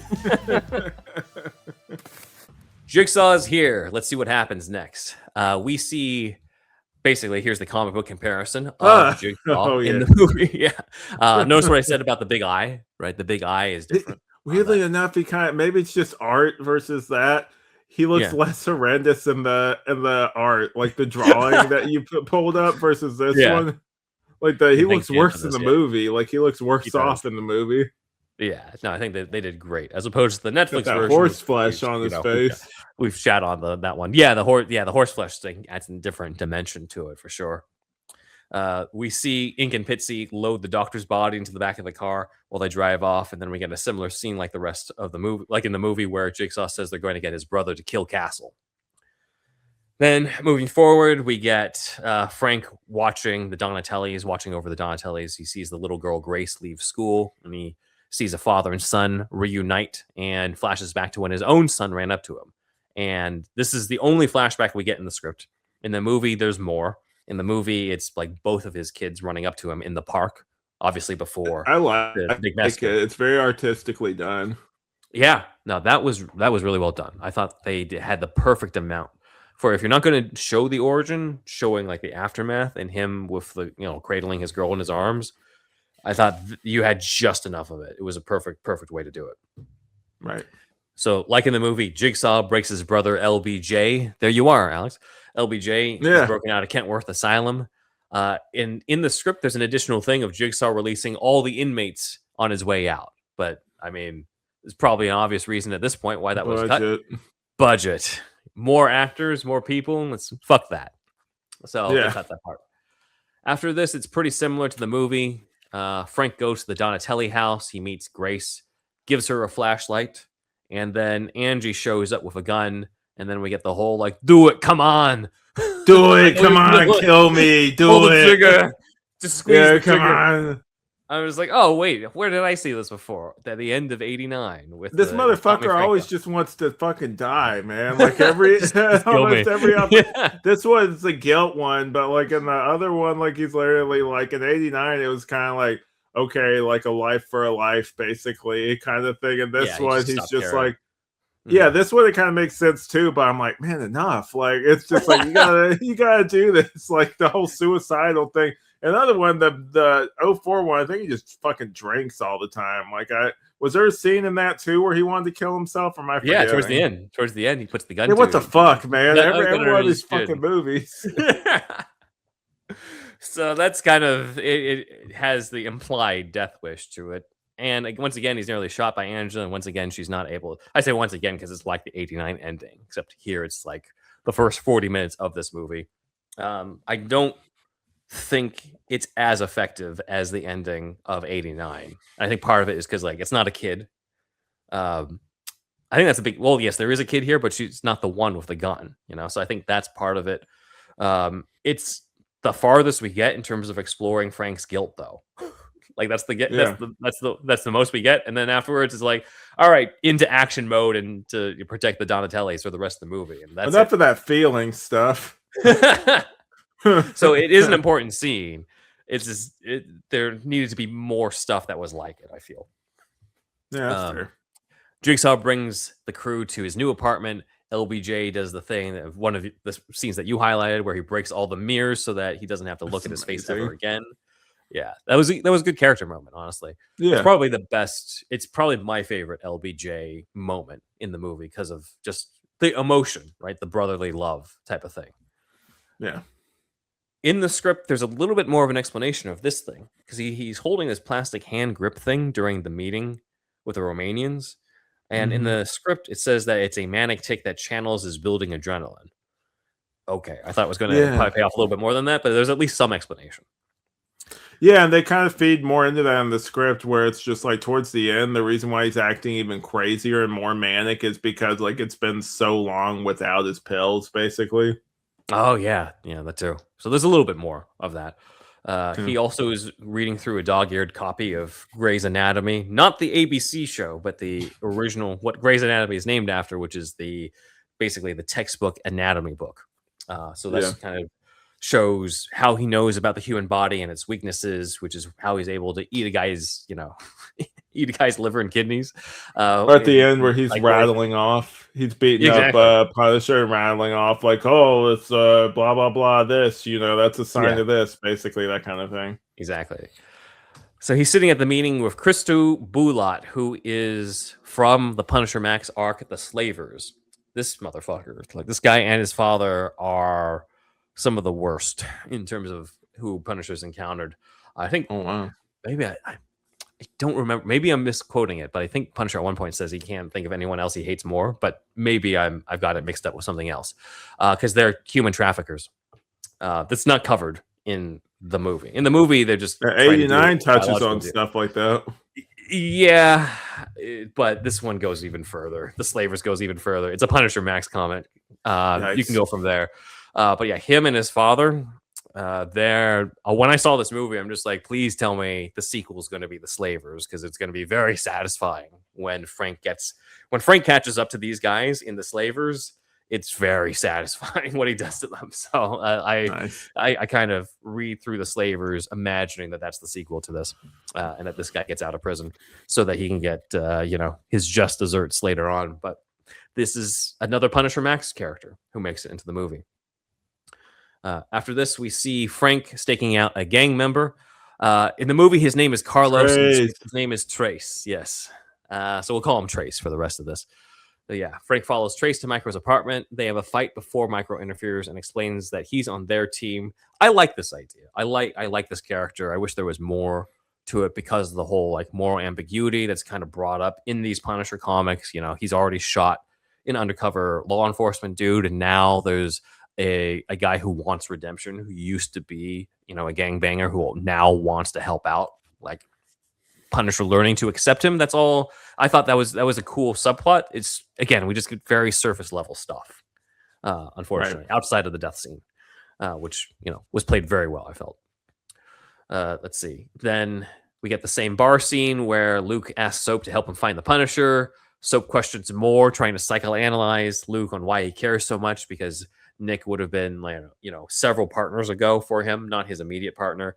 And he theorizes that Luke slept with Angela, but Luke denies it and punches Soap in the face, then apologizes.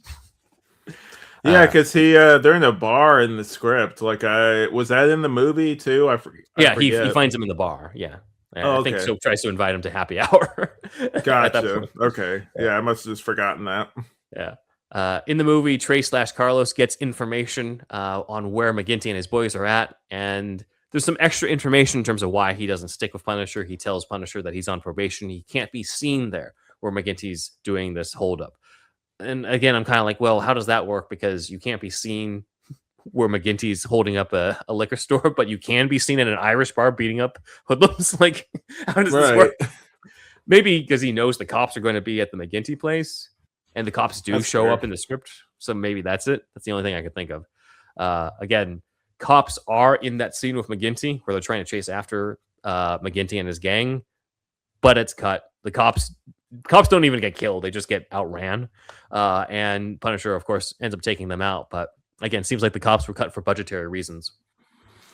McGinty might not do parkour in the comics, but he does kill a dude with machete in the same way as he does in the movie. So that's right out of Kitchen Irish right here from Punisher Max. Yeah. Looks cool in the movie.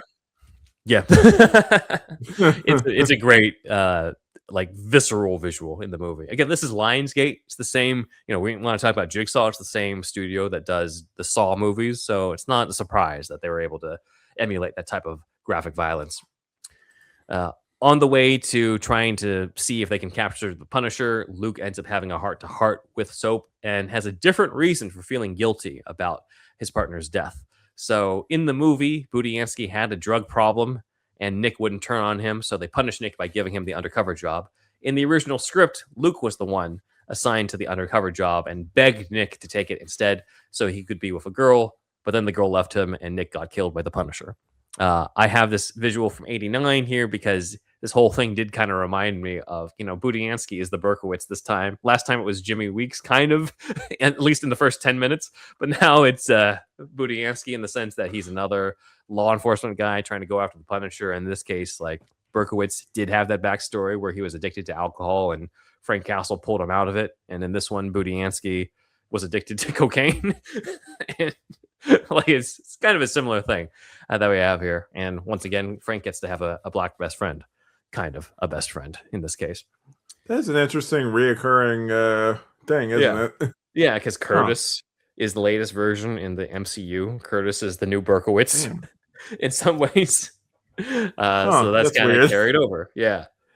Because Curtis is in the comics, but Curtis is a villain in the comics, and Curtis is not black in the comics either. And he's in best one was the '89 one. If telling you, man, if in this in Warzone, if we had a scene where where he was fighting one of the mobsters, and he threw the pizza and like punched him through the box and everything, and then took a slice. I'm telling you, this would be an A+ movie right here. That would have been amazing. Yeah.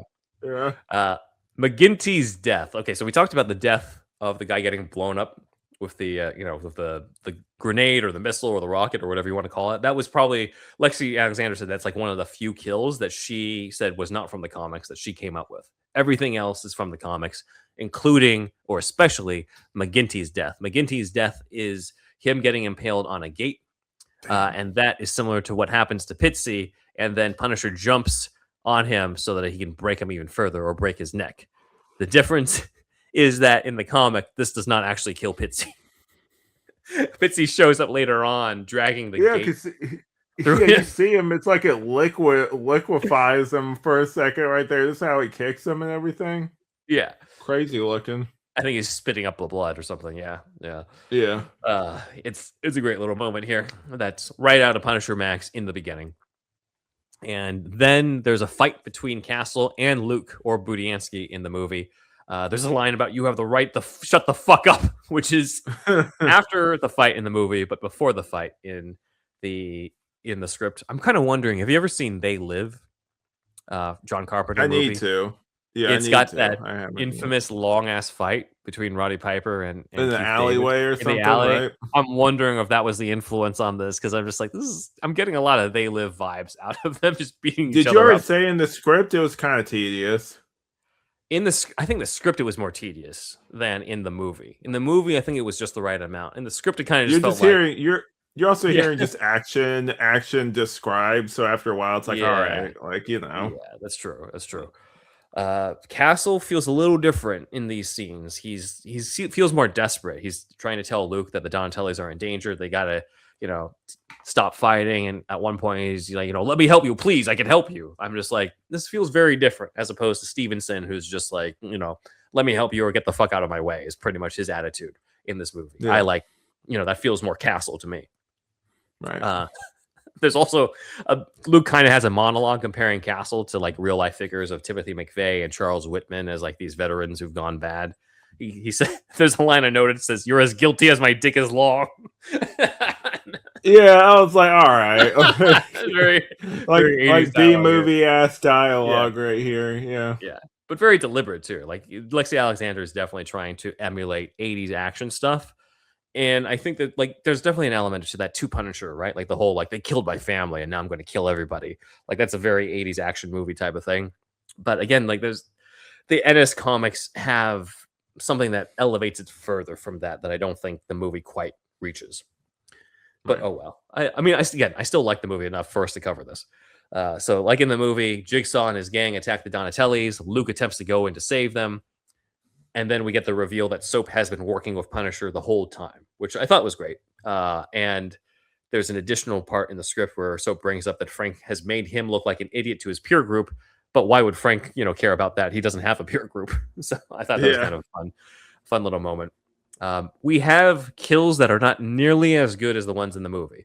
So in the script, Castle breaks Ink's arm before beating him to death, which leads up to the one punch of death. And in the movie, it's just the one punch of death, which I love. I mean, I saw that right. Yeah, he's like Kingpin in the recent Disney or even just in Netflix in general, where he's just like, I'm not gonna spoil it for you in any way, but there's a very similar Mhm. scene to this where like Kingpin just punches somebody and literally like they immediately launch back into the wall and like the back of their head gets like not caved in, but you just see a blood splat as soon Yeah, as like he just rolls back and like punches them like that and they get launched in the air basically.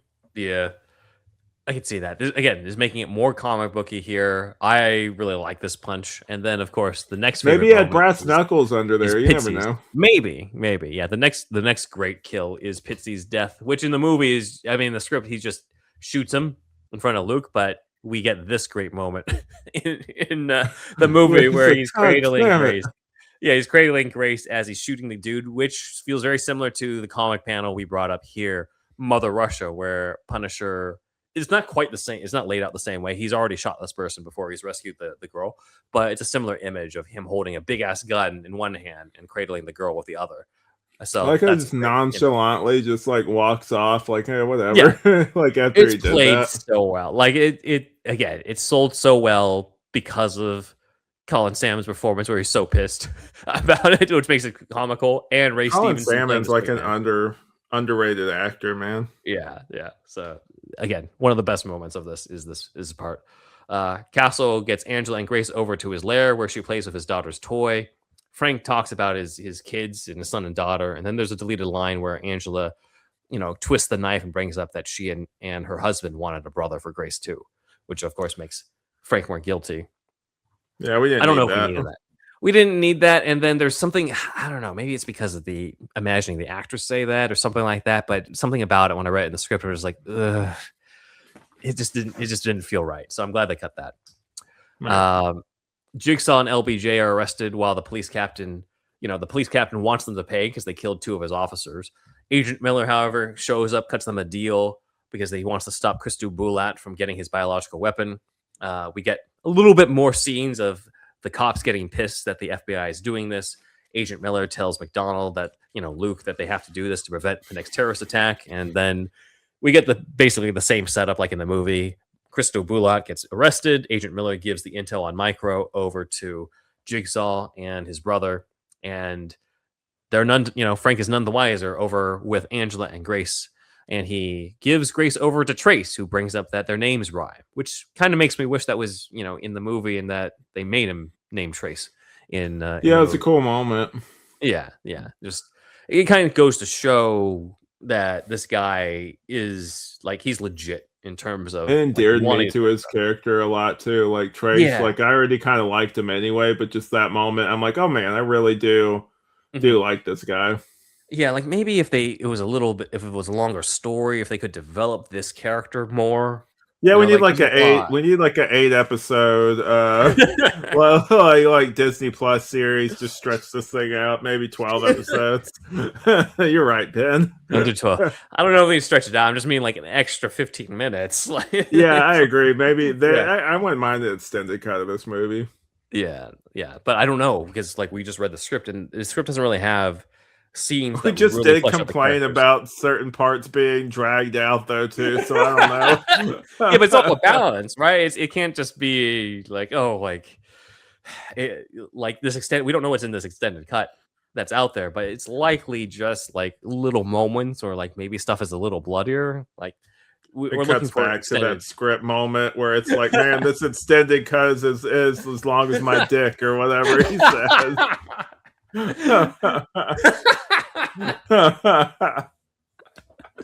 It just whip pans over to Colin Sam, and he also says Yeah, it in his British yeah. accent for that one Exactly. scene. Moira. Moira. Yeah.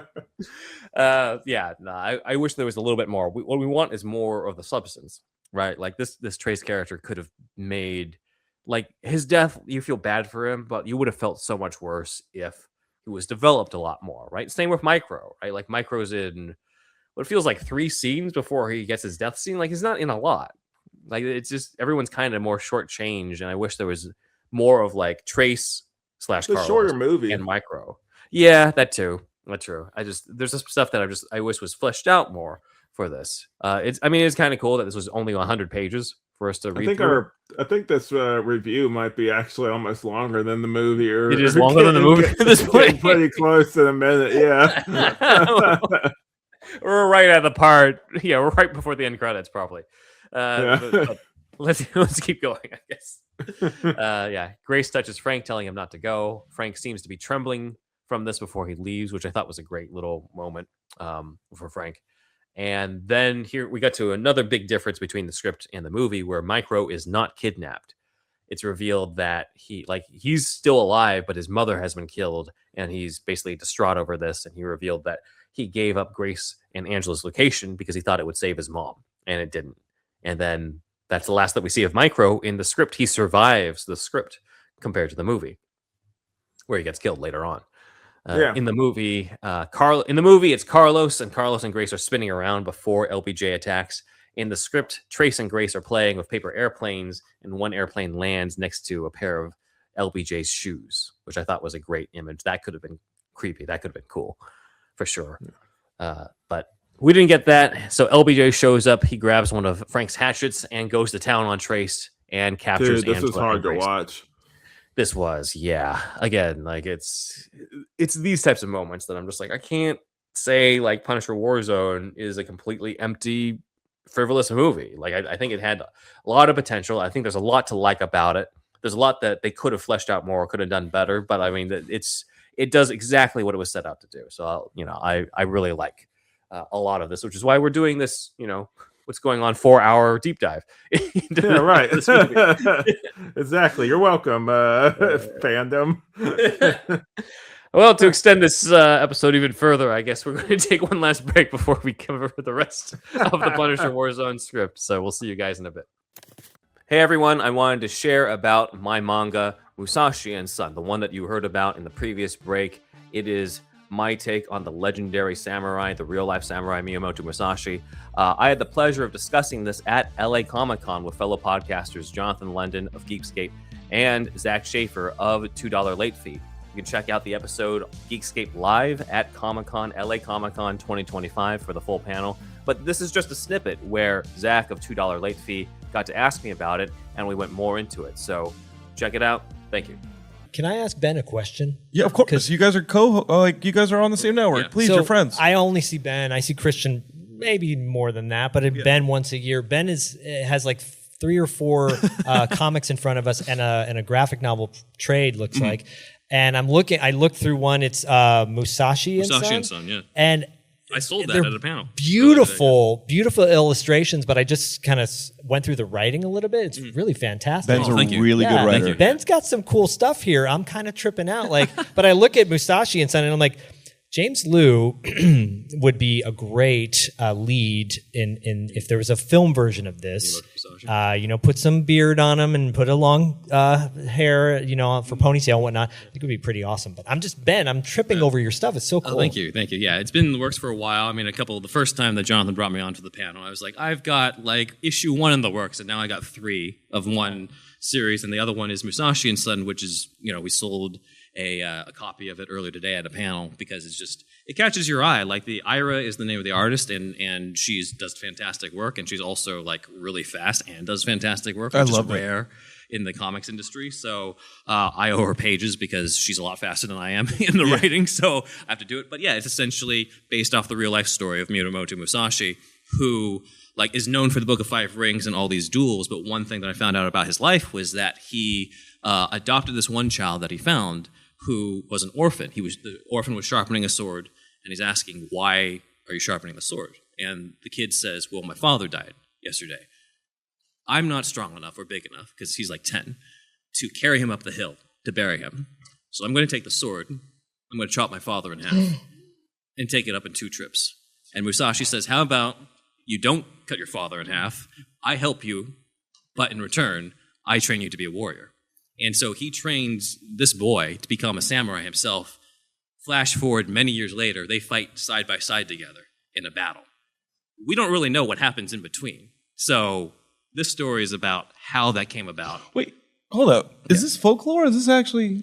This is the folklore. This is the legend as it's told, yeah? This is the legend of Musashi. This is a great story. I'm going through, here are the details of that, where you have a a child whose father is a fisherman, a farmer. He's someone who's been shown affection the way that we're used to. But Musashi, his only way to show that he cares is to teach a kid how to kill somebody. Because right here in this panel room, Zach's son is sharpening a sword that was given to him by somebody on the Comic-Con floor. And we just need Zach to keel over.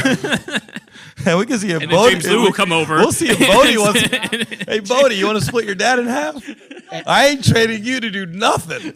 And if there would be a role for Steven Seagal in the film version, everything we've talked about would actually I'm all for... one thing. I loved working with James Lou. I'd love to work with James Lou again, but... Steven Seagal and Bodhi. As a minor character. We know James is the lead, but there has to be somebody Steven could be. There are villains. There are villains. Perfect. Because the boy lost his father in my version. He gets a cake thrown at him and he eats it. And so Musashi's like, I'm going to train you to wipe them out. So a Russian sympathizing bandit. So Ben, we found a spot for where Steven can we get Seagal. this book? Where can we get your book? You can get it on Amazon, or if you're here, I mean, if you're interested, you can just buy it off of me. I have copies. We got 20 minutes left in this con. What are you talking about? And that is Musashi and Son. You can check it out in the Amazon link below under my author page. We have Volume 1, The Ring of Earth, that you heard me talk about, and then Volume 2, The Ring of Water, is releasing this year in 2026.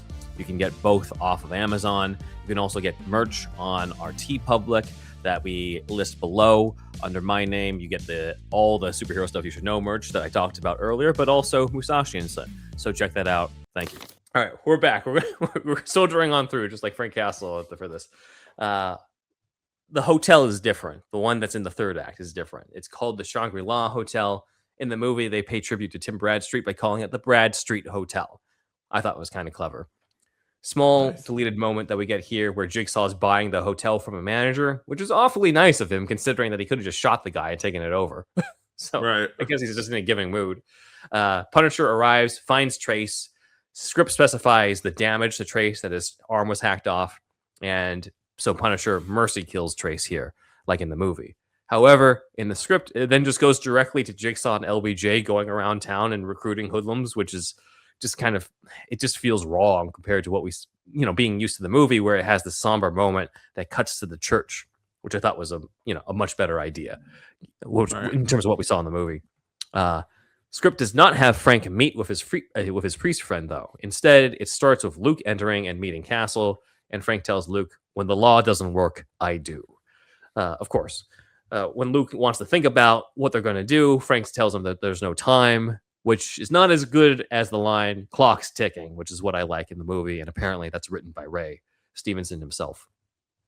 Nice. Apparently, Ray Stevenson did a little bit of a Michael Keaton thing by rewriting some of his dialogue to make it sound more Castle-like. And I think that paid off, for sure. I think he sounds a lot more Castle in the movie. Yeah. Deleted moment as well, Frank lighting candles for his late family. A nice little character moment. And then Soap meets him next to the church. Yeah. I was like, oh man, that's a cool idea. And then Soap meets him. Yeah, how much would it realistically have added though, too? Because this is such a short movie. Like, I don't know. Yeah, it's just a nice little moment. They could have, yeah. It's a nice little moment. And this is where Soap tells him about Jigsaw recruiting and that he's at, the Shangri-La Hotel. And then we kind of cut to montages of the gangs getting ready while Punisher is preparing IEDs. And then Luke recruits Soap to join him in recruiting Bulat Sr., Tibaru Bulat. This guy's a piece of shit in the comic. He seems fine in the movie. You kind of know he's a mobster, but wait till you get to the Slavers. So check out the Slavers if you want a sequel to this. One thing that I noted too is the script has a payoff in some way to the flashlight that Punisher gives to Grace, because right, like I got to this, I'm like, the Morse code thing or something. Yeah, like she shines it out in the hotel, and Frank knows where they're located in the hotel. I was like, oh, they should have left that. That was a good payoff. Yeah, I'm just like, would that have really added much to the budget? Maybe. Like you never know. Come on. Apparently, according to you already did it once. Just repeat the same thing. Like, just have someone shine a light in there. Come on. Yeah. Just have a shot of that outside. You don't even need to show the girl shining it. Who knows? Yeah, because in this one, you don't even see the girl. You just see the flashlight. Yeah, exactly. Tibaru Bulat arrives at the hotel. There's a funny line where the Asian gang that watches them bring out all their artillery are just like, Mr. McGrew came strapped. It's like, Mr. Go. And then the Blue Lights open fire on them. Small differences in terms of this part, where Soap is not part of the scene. It's just Frank and Luke in the script. Budiansky in the movies says that he called the authorities and told them they'd be blasting dynamite all night. In the script, it's Frank for some reason. I feel like it's better off when it's the cop who does that, or the FBI agent who does that. It also has a nice little character moment where it says Luke's hands are trembling to prepare to go into the hotel. And then Frank knocks him out. And in the script, he just knocks out Luke and goes in. Soap is not there to catch him. So for all we know, he just gets knocked out and falls directly onto the street. At that brain point. Damage. Immediate brain damage for sure. That would kill somebody in real life. In the script, Frank goes into an empty elevator and runs into that Irish guy. For fuck's sake, whose head he blows off. And then LBJ is revealed to be hanging from like the top of the elevator, like Spider-Man. Or Spider-Man. Yeah. Oh yeah, Spider-Man, like in the Norman Osborn scene. But I'm glad they cut that, because like, who knows why Frank would have missed him. You know, you would think Frank would have a lot more situational. People don't have peripheral vision in these movies, man. Yeah. True. Script version of the fight, LBJ also dislocates Frank's shoulders, and Frank has to relocate them back in the fight, which I thought was pretty hardcore. And then, like you noted, LBJ's got this thing where he tells Frank about like what organs he's hit and how he's going to be affected later, like, you know, the blood in the urine.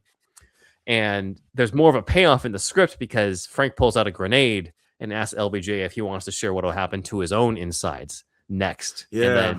And then the grenade goes off as LBJ runs, and that's what ends up killing LBJ. I thought that was a cool payoff to it, but we get into the final confrontation that is very different from the movie. I'm sure this was a surprise too when you got to it, since it's not what we ended up seeing. It's a very different confrontation with Jigsaw. So in this next scene, LBJ comes in and his guts are hanging out of his stomach and he dies, which, you know, could totally see in this movie. Frank enters, and we basically just cut to a Jigsaw fight. We had an LBJ fight. We now have a Jigsaw fight. So Grace bites Jigsaw's arm. There's a fight between Punisher and Jigsaw. Jigsaw sends a shiv through the palm of Frank's hand, which is like, whenever I read that type of stuff, I'm just like, oof. Like, that's the type of stuff that makes you wince. Yeah. His hand is ruined after this. Yeah, sure. He's never going to punish again. And Frank breaks the shiv and brutalizes Jigsaw's face with it. It says, quote, "the stitches tearing open, revealing meat and bone." And I was like, oh, man. We kind of got that with the fire. Oh, my God. Yeah, but still. Yeah. Frank then slices Jigsaw's Achilles tendon and stabs his upper thigh. Jigsaw then wants Frank to kill him, but Castle tells him he's already dead. He cut his femoral artery, and that he's got 10 seconds to accept Jesus Christ as his savior, which I thought was a weird line for Castle to say. Yeah, that was weird. That doesn't feel very Punisher. I don't know how you would like deliver that to make that a cool line either. He's like, and then after he does something, like, didn't think so, and kills him anyway. Yeah, he says, "I thought so, you dumb fuck." And then he dies. Yeah, it's kind of cringy. Yeah. He then rolls over exhausted and sees Angela and Grace standing over him, and then he accepts their help, and that's the end. And I was like, yeah, I can see why this was changed. So in the commentary, I'm just glad Micro didn't die, man. Like, because that bummed me out when Micro died at the end. Well, I mean, in the final film, he's dead, but I get what you mean. I think what ends up happening, I guess that's the one upside, right, is that Micro survives in this, but otherwise, I'd say the final version, I'd say LBJ's death and Micro surviving are better in this script. Other than that, though, everything else I think is better in the movie, at least in terms of the, let's play a game type of thing, where it's like it's different, because Lexi Alexander brought up that she realized, I think it might have even been during production, that it was feeling anticlimactic to her to go directly from a big fight with LBJ directly into a fight with Jigsaw, where it was like the same type of conflict, right? And she didn't think that the Jigsaw fight was as good as the LBJ fight. So she came up with the whole let's play a game thing, and then rewrote it so that Micro was kidnapped rather than left alive. And then Micro is there, and Micro ends up getting sacrificed. So that's all from the rewrites later on. Yeah. And then Ray Stevenson, I believe, is the one who has the lines, came up with the lines, which are much better than accepting Jesus Christ as a savior. Let me put you out of my misery, as he tosses him into the flames. And then there's the line that I like where he says, "This is just the beginning," which at first seems like this is just the beginning of what I'm going to do to you. But then I realize, oh, he's saying this is just the beginning in terms of his crusade. Like he's accepting he's going to go back into it. Maybe I'm reading too much into it, but that's how I read it in terms of like, you see, oh, like, I'm both Frank Castle and Punisher, not because I want, not because I have to be, but now because I choose to be. Just the Punisher forever. The Jigsaw yelling and be like, and then he's at the asylum at LBJ's cell, and Angela visits total him. Wacko. Like, I'm the Punisher. Because now he's and crazy. then him and Soap kiss at the end because it's like, oh yeah, total Wacko. Budiansky's just shaking his head proud at the end. Yeah. And then it just gets the Punisher and Soap running towards the screen, and that's it. Great, best movie ever. I love this movie. Punisher reunites with Angela and Grace with Luke outside, and Luke seems like he's about to arrest Castle, but then hands him over to Soap and warns Soap that Punisher's a slippery one, he calls him. So it implies he's willing to let Castle go, fulfilling Luke's arc here. And then we get a similar moment as the movie. Angela has the same moment where she says, she argued with Nick about him and he thought that he was one of the good guys. And then we have this nice little touching moment that I thought was done really well in the movie with Grace waving to him goodbye and him raising his hand. In a very I'm tired from the fight, but also kind of sad type of thing. Like there's so much. He'll never have that life is what the script said basically. Yeah, there's so much, and I think Ray really, rest in peace, Ray Stevenson. Like you really nailed this scene for sure. And then he's great. I keep saying it, but he is great in this, but also he's great in that Star Wars Ahsoka show. Like that some of those look up just some of those solo scenes with him. You don't have to watch the show, just look up Ray Stevens, Star Wars Ahsoka. Basically, some of those scenes are really good. I'm sure, because he's solid. I wish he was in more stuff before he passed. And then the ending is different in that there's still the whole Jesus saves neon sign, but the Jesus part has been burned out, and it's the skull instead. Show that the Punisher is the one who's saving. But there's no Soap, there's no Mugger, there's no I've got brains splattered on me type of line at the end. It's now we just see him walk past the cemetery, and the headstones now no longer have that smudge. Instead, there's a fresh bed of soil and flowers in front of it. And it's the end. It's a very quiet ending. I'm not sure how I feel about it. I do think that a more somber ending does work, but I don't know if it just kind of felt flat to me. I don't know how you felt about it. You need to have, and this one too, the ending for the movie is a little darker because obviously Micro dies in this one. So you kind of had to have a little bit more of a jokey ending, a little bit with him just being like, Frank, whatever the guy is it's mugging him and everything. You need kind of maybe either a bigger or just fun moment at the end. Well, as fun as these can get, basically. Right. You kind of needed that at the end. Yeah, I see what you mean. It was Marvel, according to Lexi Alexander, it was Marvel who wanted the more humorous ending. So I would say AKA Feige in this. So Feige actually is somewhat responsible for this. It's kind of funny considering the MCU's rep for humor later on. So that's kind of the little trivia tidbit. It was Marvel who asked for that, and that's what they came up with the Mugger and the brain line as the final thing after it cut to black. And then to Rob Zombie, and then we're done with Punisher Warzone. So thanks, briefly, I was gonna with the whole, because I know we talked about this with go into it, because there's that part where he was talking about basically this one last kill, and I kind of told you off mic, I was like, well, if Microchip is dead at the end of this, maybe obviously the whole thing is he's supposed to carry on, but I mean maybe you could kind of interpret it possibly as him being done after this, because Microchip's gone, he's he did kill a police officer and he's gotten over that, but then also he just a lot of stuff has happened basically at the end of this. You're talking about the end of the script or the movie? End of the movie where Microchip died basically, and you could kind of view it maybe as him maybe being done, or because the other one, it's Microchip's still alive at the end of the script, he could still go back to doing this, Yeah, I mean, I kind of feel the opposite. I feel like the script indicates a little bit more that this was like it could be his last run, right? Yeah, Because he never does the whole like this is just the beginning thing. There's not really that's like at such a least cliche Hollywood line, though. I Too. know, but I also think that it indicates that he's ready to get back into it. Plus, him saving Soap at the end of the movie, as opposed to the Do you script where like remember? there isn't really that moment. Yeah, I agree though. Like yeah, obviously, if that makes more sense. But I just had that brief moment. Speaking of that cliche line, though, do you remember in Batman Zero Year where like they had that moment where like it's the Red Hood gang and it's like Joker, pre-Joker, like Red Hood, basically, where he's dangling from the railing. He's over like the chemical bath thing, Oh, and he like says it's just the Batman's beginning.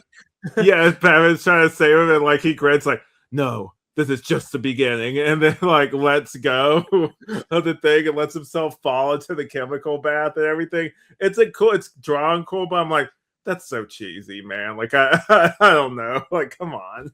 I love Zero Year, but that's one I of love those Zero Year moments too. Yeah. where I'm like, it works, but it's one of those where it's kind of like that's kind of corny, man. I don't know. It can be. I mean, sometimes it feels different when you're reading it versus when it's actually performed. And It's then you're just like, drawn well, oof. so it works. Yeah, Like yeah. It if was you great. actually heard that voiced, it would be kind of rough. Yeah, I can hear that. Like I can envision Yeah. what you're talking about. Yeah, this is just the beginning. Like I could totally hear Yeah, hear it said like that. If it's Mark Hamill, I feel like he could definitely make that make that work. line really work or something. Yeah, for But sure. Because he's got that iconic voice. yeah, definitely. Yeah. So join our Patreon where we'll go into a deeper dive into Warzone. Yes, even deeper than this 2.5 hour episode. So You're welcome. it includes the other actors who were considered to play Jigsaw, actually, and different Batman connections that are kind of like obscure. So I thought that would be worth bringing up. So join us for the Patreon on that if you want more Punisher. And with that, Punisher. that is Punisher stuff you should know.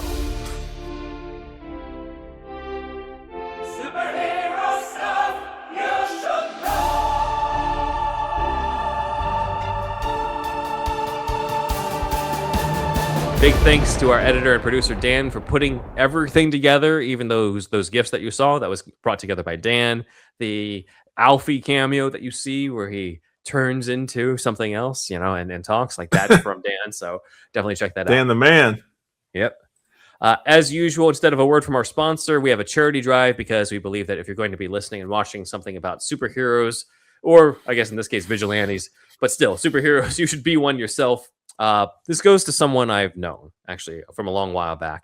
Valerie Chow has worked in television as a reality show producer, but has undergone several health battles, including breast cancer.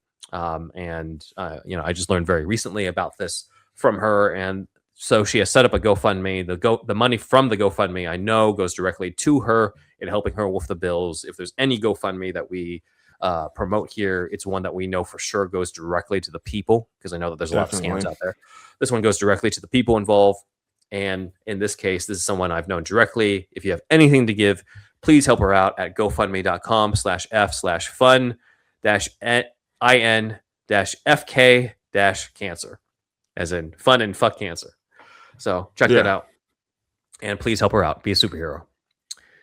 All right, Alex, I know that we have kind of your plugs in the middle, in the break, but you and I had a flashbacks episode together. So why don't you talk about that? We did have we finished our season 2 coverage recently, The Flash season 2, episode 23, The Race of His Life, where obviously a big time speedster made his first big appearance. Jay Garrick, John Wesley Shipp. That was a big moment both for the show and for our podcast. We also had a little, like, it wasn't even short, it's like 7 minutes of Teddy Sears on the episode, actually talking about his time on the show and as Zoom and as his version of Jay Garrick, and then just some of his memories and stuff. So definitely check that out. And then also, speaking of time travel, we reacted to some of my old theories from back in the day, back in when the show was actually still coming on. So that was kind of fun to see too. So definitely check that out. I actually pretty soon will probably we're taking a little bit of a break this month. We'll be back in June, But I do have an exciting special coming up with. I won't say too much about it because until like I actually have that finished up. But like it's Smallville related, so look forward to that. We're having a special that's the Flash, and I'm gonna do my best to try to relate it back to the Flash. So definitely look forward to that. We're gonna have a special guest on that episode. Sweet, awesome, cool. As for my plugs, Newverse Media is not doing the Punisher. Sorry, no, it's another Batman thing. This should be out by the time this releases. This is Batman. That 89. looks so cool. Gotham Guardian, yes. So if you remember in The Flash, Michael Keaton's Bruce Wayne opened up a vault that featured several costumes, ones that we had not seen on film before. One of them was an armored wingsuit that in the marketing, and if you have the toy like me, was called the Gotham Guardian. This is those like chibi toys. It's like one of the few that they sell of this. But yeah, this audio drama is one that I write and perform in as the Michael Keaton Batman, but it explains the Gotham Guardian suit. Takes place shortly after the events of Batman Returns as Batman deals with the aftermath of Penguin framing him for killing the Ice Princess and kind of his resentment towards Gotham turning on him so easily. So it is kind of inspired by some of the material that Daniel Waters wrote for Batman Returns that didn't make it into the final film, but it is kind of him working through that resentment so that he can claim to be, fully be the Gotham Guardian, as we see in the title. So that's kind of how I tied it in thematically. Why is he what? Why is he running? Why is he running, Dad? Because he can take it. Because he's not a hero. He's a Gotham Guardian. He's a Gotham Guardian. Yes. Except this one, he's not going to stop being Batman for 8 years in this version. So we're gonna. Well, he does stop in the Flash though, but that's much later on in the timeline, if you believe it's. He's really old when he does it. Yeah. Let's go into the comments section. So this one I thought this was worth bringing up because this is obviously related to the Ray Stevenson Punisher, and this was in relation to our 2004 coverage of Punisher. And Clonoa Prime brought up an interesting thing where I had said to you and Ian on that episode that I feel like the Punisher referenced in Deadpool and Wolverine was Tom Jane, since everybody in that void is from that like early 2000s era. And Clonoa Prime brought up, I feel like that might have been Ray Stevenson's Punisher, considering that neither Jane nor Lundgren used a rocket launcher in their films. So it's an interesting idea. I appreciate the comment. Personally, I think it still could be anybody, because just because we didn't see Lundgren or Jane use a rocket launcher doesn't mean that they never used it. And off screen. It's a different weapon. If you look at like Wesley Snipes needs both hands. That thing is huge in his hand. Whereas like Ray Stevenson's just using it one hand. It's like more of a grenade launcher type of looking thing. It's a different device. So unless they were trying to do it where he like if Blade shot somebody out of midair, then maybe that would have been more like obvious of a Punisher Warzone reference. But I kind of feel like they just threw in Punisher to explain the like missile launcher thing, and they deliberately weren't trying to say who it was. It's up to us to figure out which Punisher it was who's in the void. Maybe it's Bernthal. Right. All right. Ruben. We're gonna have Alex continue the tradition over here. Oh yeah, I think I saw this before. Hey Ruben, cool interview at Cinephile. As usual, thank you for the shout out. And to answer Alex's question on who should direct the next Batman or Superman movie, and it's Sam Raimi. I could see him as doing the Batman, but like Superman, I don't know, man. Like maybe there is Superman 78 DNA in the first Spider-Man, but I agree. Like I think it's with the shirt rip. Oh yeah, with the for sure with the shirt rip. But also, you've got some of the Spider-Man, Superman similarities as well with like the newspaper office, the tone, the red and blue, suit, like the flying type swinging sequences. The aggressive editor. Yeah, that too. So yeah, that could be fun. Again, Raimi was kind of on people's dream list for the DCU Batman, since people are not happy with Muschietti, but we'll see what ends up happening on all that. Things are still early days. We still don't really know anything about Batman, the Brave and the Bold. They might not even make a Batman movie. Who knows? Like the way the internet talks about it all the time. They're not making these movies. Because the Batman Part 2 is totally being canceled, right? Yeah, totally. We didn't see just a new shot from it or anything. Well, then again, they cancel Batgirl, so oops, who knows? Yeah. But anyway, Toy Zone 00. Yeah, I always loved Punisher 2004, says Toy Zone 00. Good taste. My mom brought the movie and the PS2 video game from Blockbuster for me and was blown away when I watched it as a kid. Also discovered Drowning Pool and a few other bands. Even more blown away when just last year I finally checked out the director's cut of both this and Daredevil 2003, which we also covered. That was Alex's debut episode as co-host, was when we did that director's cut. So much context cut, which made those films great. For sure. With both of them, yeah. Sadly, yeah, both subplots featuring characters who were either not LL Cool J. Oh, Coolio, not LL Cool J. Coolio. Oh, I always get those confused. My bad. LL Cool J is the one with the abs. Coolio is the one who's in both Daredevil and Batman and Robin. Yeah. All right. The Patreon names. You'll notice that your co-host has changed his name to Zerd at the very end. From Flashbacks, Brady is now Zerd in the Patreon. Okay. But yeah, go ahead and take it away in whatever voice you want to do. If you want to be Moretti, if you want to be the Hall of Justice guy, if you want to be Stickley, go ahead. Oh, man. No pressure. I'm trying to think now. Yeah. No pressure. You are on the spot. Yeah. I'll fucking do. What's his name? I'll do Stickley. Halsey D. Corbin, Slight Rebellion off Madison, Super Inframan, Derek Osborne, Jason Price. I'm kind of slipping into the Super Friends voice a little bit. Cyber 6. I'm just the guy. Fuck it. Nick Gonzalez, Devin, Benjamin Vega, Tito G, Ben Lee Page, CDX Rolex, Michael Page, and Zerd. Nice, Zerd. All right. Other supporters: Matt Herring, rest in peace. Leander Nicholson. You should do Logan a voice Wood. when you do these, man. That'd be kind of cool. Maybe. Logan Wood, who's a big Punisher fan. Hope you guys are still listening. Newverse Media, who also produces the Gotham Guardian.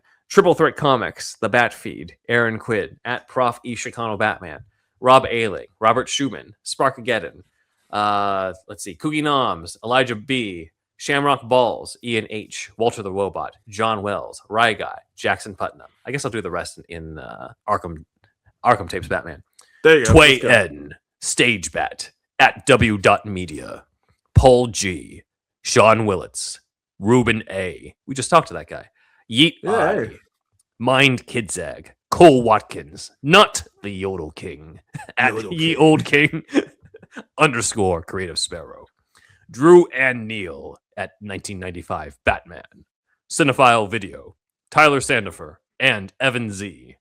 Join us at patreon.com/superheroSYSK. We'll go into the deeper dive on Punisher Warzone. You can also check out our past deeper dives into Punisher stuff you should know on all the different film versions. At some point, we will probably revisit 2004 Punisher's earlier scripts, as well as the bridge between 2004 Punisher and Warzone, the different sequel scripts that ended up becoming Warzone. But for now, we're going to take a little bit of a break. We decided to do this one because of the timing with Punisher One Last Kill. And I'm glad we did it. I'm glad that we did. But I think we're ready to say, hey, let's take a break from Frank Castle and go into some other heroes. Coming Something a little sunnier. A little sunnier. We'll see what happens. So thanks, guys, for your support. And we want you to do us a favor. We want you to tell all your friends about us. What are we? I'm Ben Wan. I'm LBJ. And these are the days of revenge so sweet. This is superhero stuff, Punisher stuff you should know. Punisher.